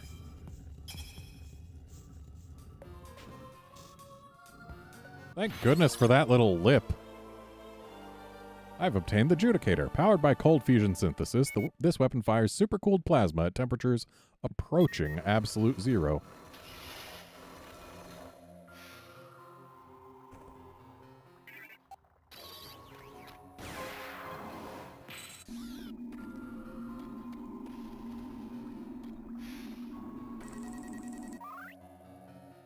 History 9. For generations, our superior military capability deterred all enemies. A renewed sense of peace allowed us to return to our natural philosophical pursuits. History 11. We continued to bolster our defenses against possible future invasion. Our military technology grew increasingly sophisticated and lethal. History 10. Through science and technology, we increased our already formidable mental skills. Significant advances were made in the areas of telepathy, telekinesis, and extra-dimensional exploration.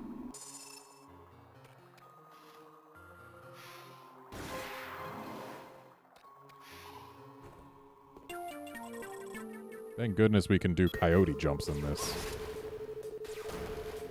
Which is to say that we can jump slightly after our feet leave the ground.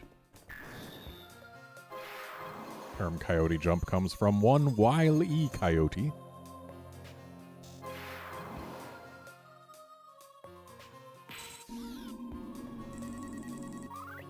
Heating system. Thermal tube designed to maintain room temperature. Currently disabled. Scan indicates interior is frozen solid. So the heat pipe is frozen, huh? Sounds less than ideal.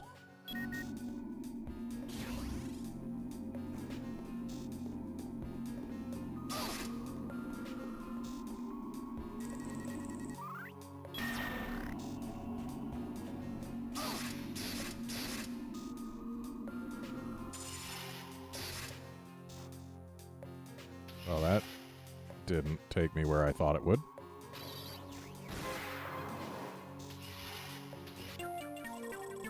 And wow, we got 2 UA expansions here. That's actually pretty nice, considering how valuable UA is. Universal ammo.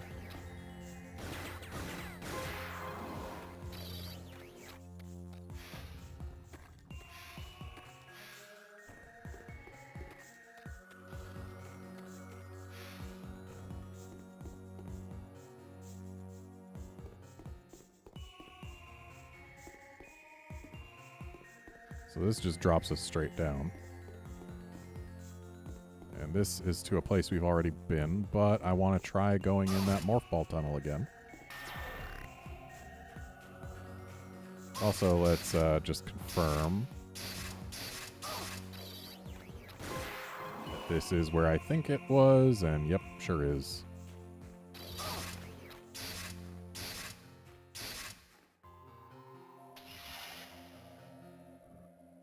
Being careful to get the missiles.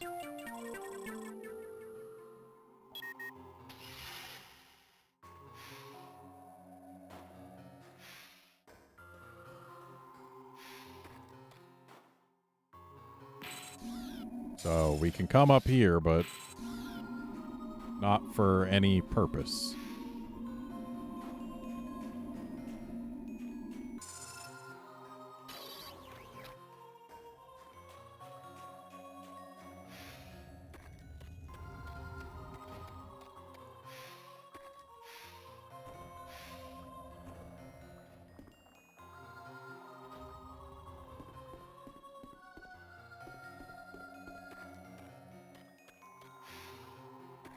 So we have 2 artifacts for this. We need 1 more.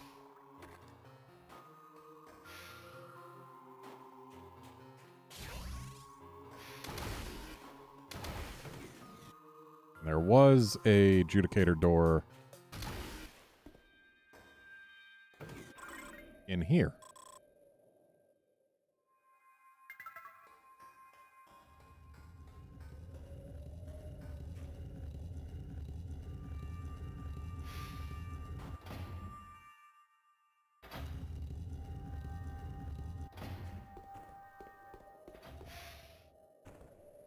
Where is that door? It's to our left.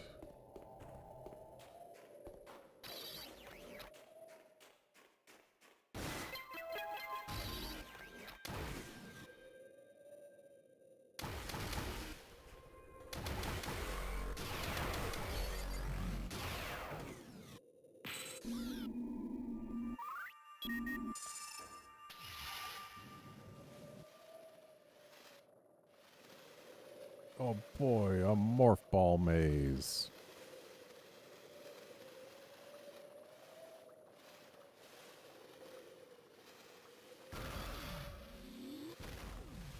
It's interesting how our bombs go off immediately if there's an enemy within range. But they take so long to go off if there isn't. Okay, so there's an exit, but I bet there's something else to find here.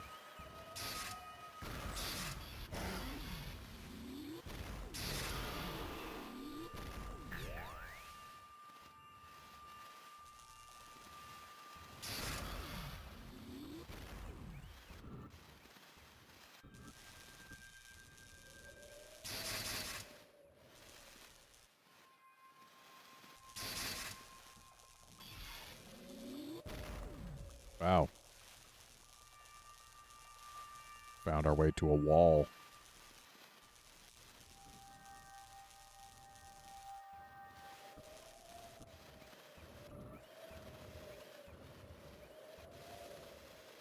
Maybe I should have gone in that exit.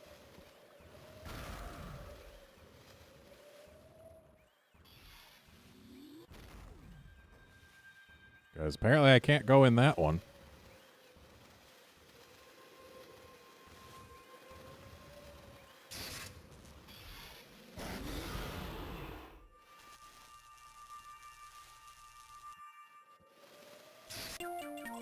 Okay, there was in fact something to find. Something very nice, in fact.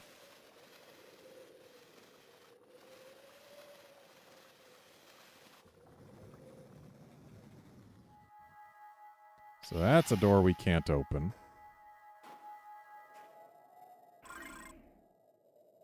And it looks like there's also another door we can't open. But also there's a door just in the middle of the area?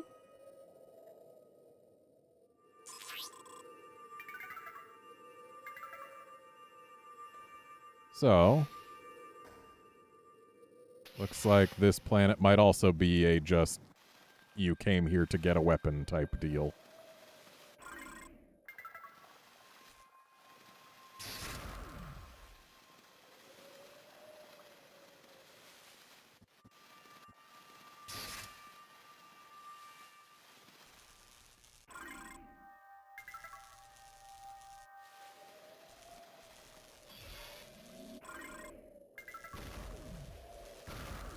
So we can get to both sides of this force field, but we can't get through it. Oh, hello.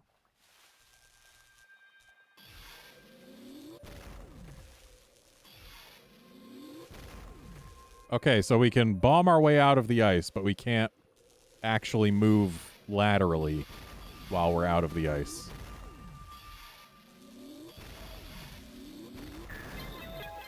We can only bomb jump up to grab the key. We cannot move anywhere else. That is entirely silly.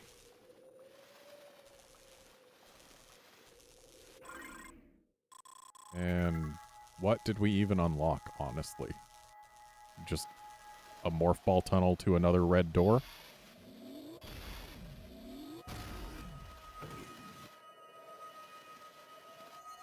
Oh, artifact. I guess we didn't just come here for a weapon.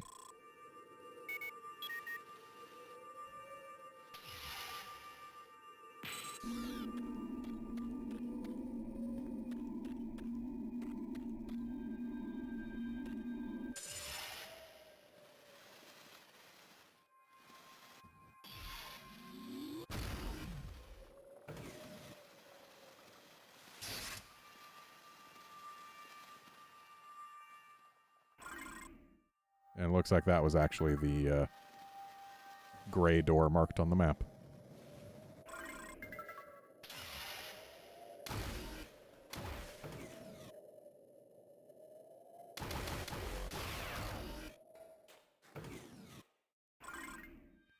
Okay, so to get to the artifact portal, we go to the ice hive, which is to our right and down. Right, that was one of the locks.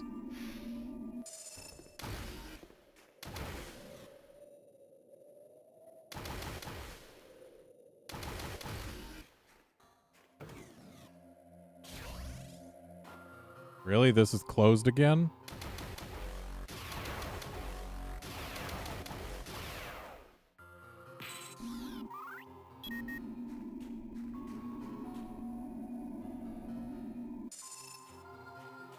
Well, I guess we do have what we need to get past it. We just needed the adjudicator, which lets us take this path. But why is the vault closed again?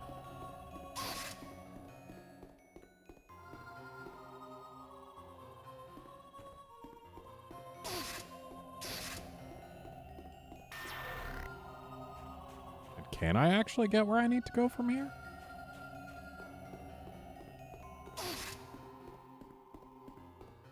Like, does this launch us all the way up? Yes. Provided we jump midair. Coyote jumps required.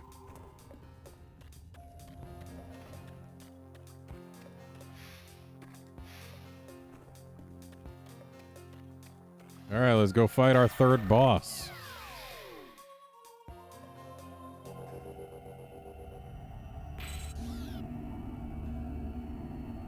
Same info as always from that first thing. Hey, we can actually see through the bridge this time. Nothing down there. And this will be our first repeat boss. And yet we must also scan it because it's a repeat, but it's a separate thing.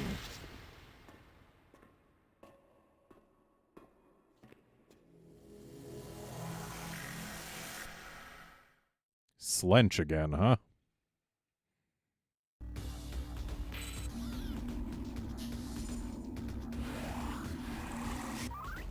Say hello to Slench 2A. This revision of Alembic cyber defense technology features enhanced capabilities. The Slench attaches itself to the biodefense chamber with 3 synapses which transfer superheated magma to the energy blasters. Green venom torpedoes can be neutralized with the arm cannon.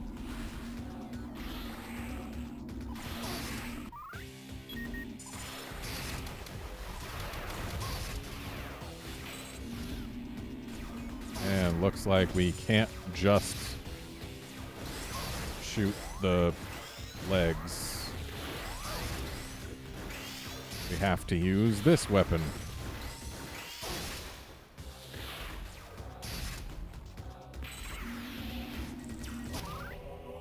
Slench 2B. When aggravated, the Slench detaches itself from the wall to fire bursts of superheated magma while hovering. Analysis indicates the shield is inoperable, blah blah.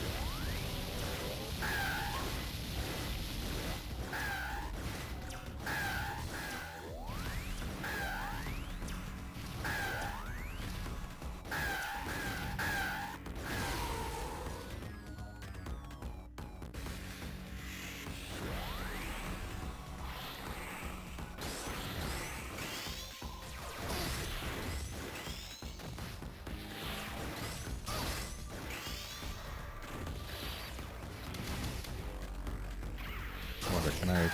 Yes, I can still damage it with the arm cannon. Which is good because it's got a much higher rate of fire.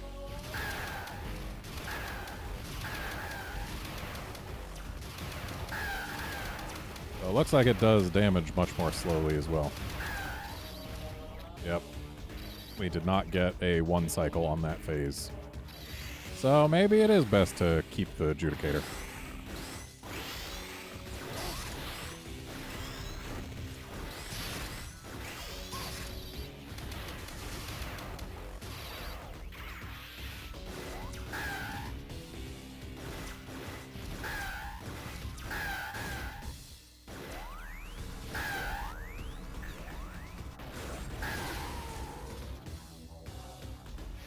Well, that uses up adjudicator ammo, which we absolutely do need in order to bust these.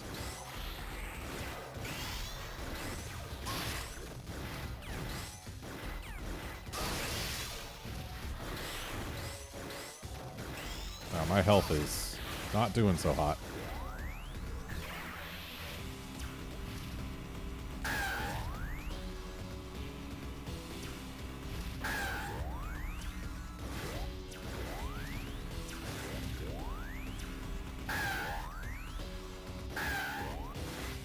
Oh, come on. 1 hit away.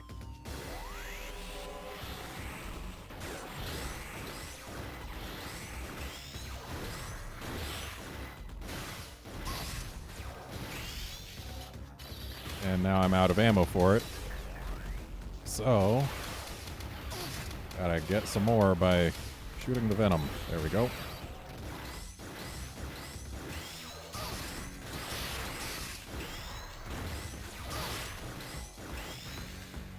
Okay, detach, bud.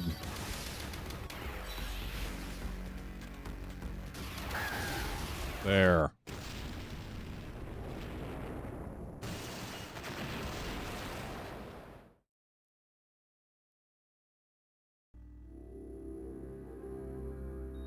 And Octolith number 3.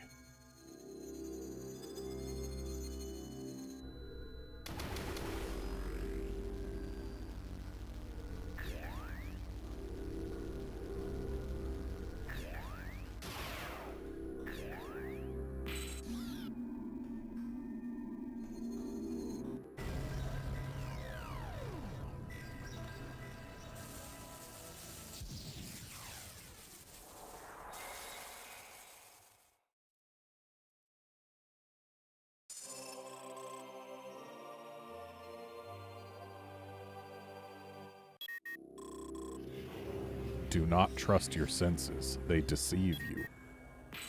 My senses deceive me?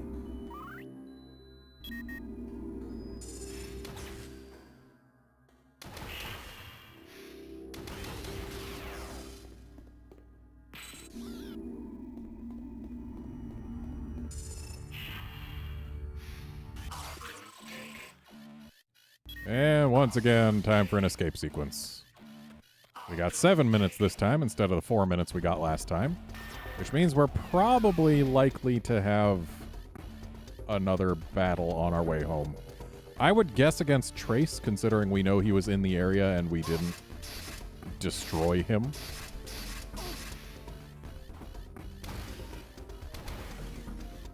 Hopefully we've got enough energy to handle it.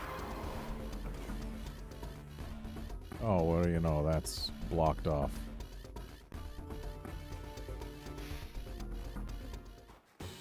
Well, okay, that's not Trace. Oh! That's Trace. Yeah, Trace, if he holds still, goes transparent.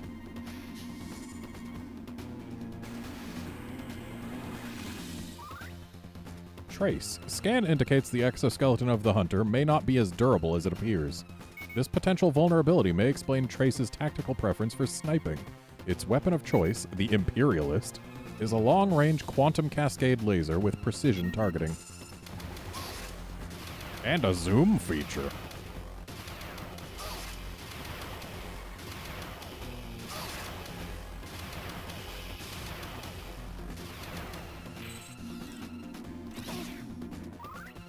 Triskelion.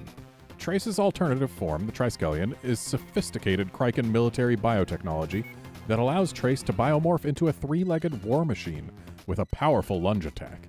It also features stealth cloaking, enabling Trace to become invisible while immobile.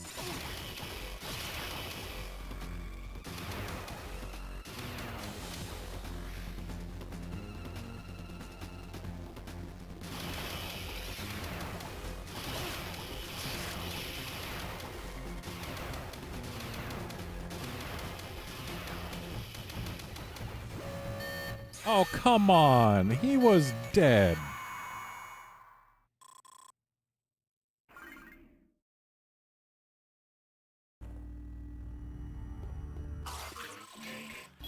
Wish I had more health.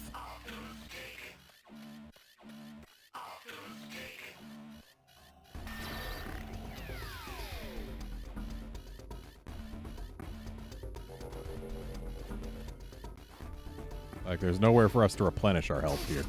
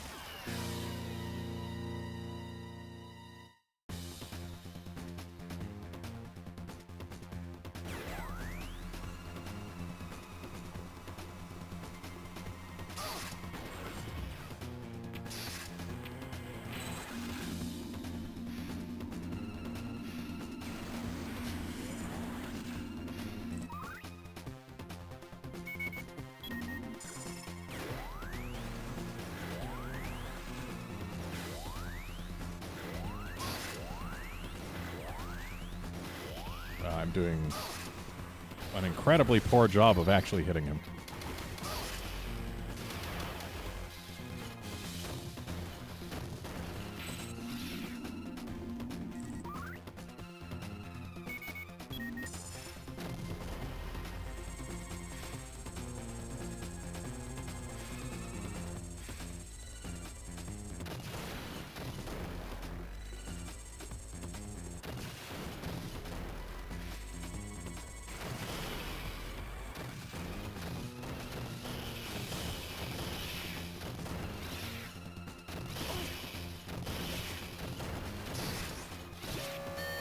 And he got me again. This jerk.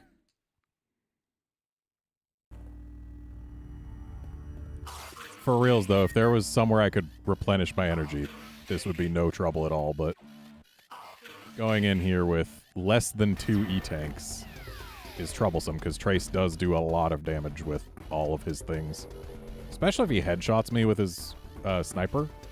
That does incredibly high damage. I don't think he has headshot me yet. Let's just see. Is there any health anywhere?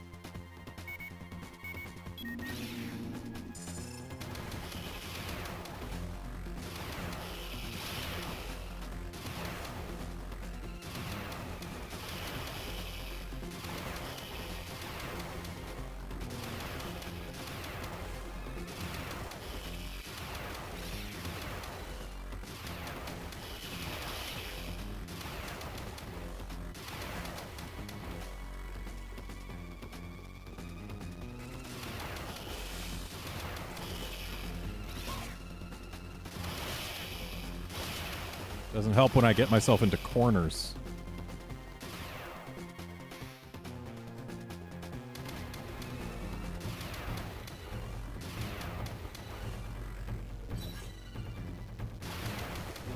Oh, thank you for health.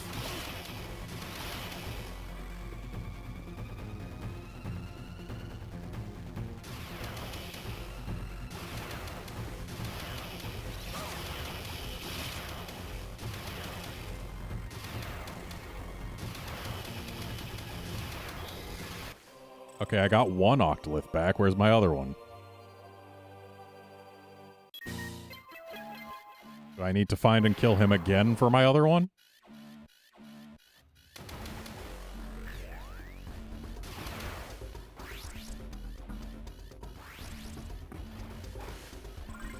Okay, I need to go... not there. Not there, but here. So just ahead of me to the right.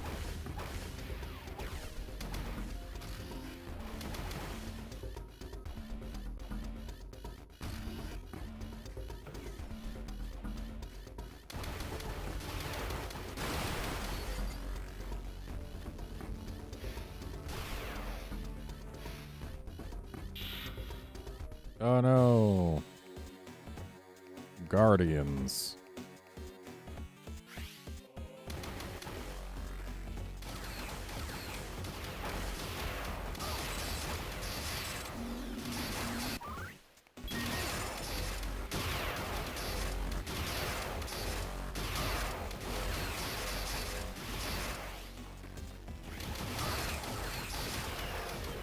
One down, two down.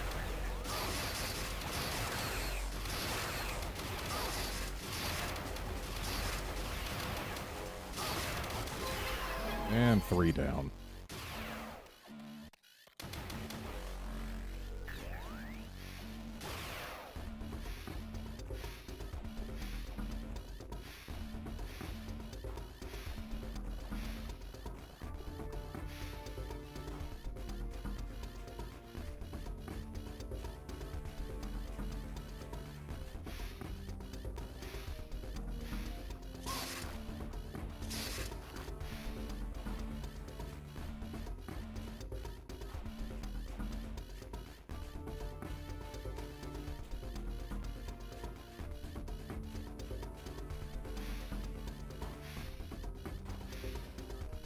And we made it.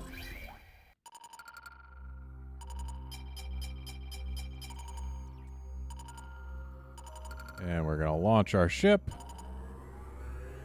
But then we're going to end this stream because as much as I would like to continue and I still have time, it is not comfortable holding the 3DS for this game for that long, and my hands are starting to tell me no. So thanks, folks, for joining in to watch and chat and all of that, and I will see you tomorrow for more Metroid Prime Hunters. See you then, friends.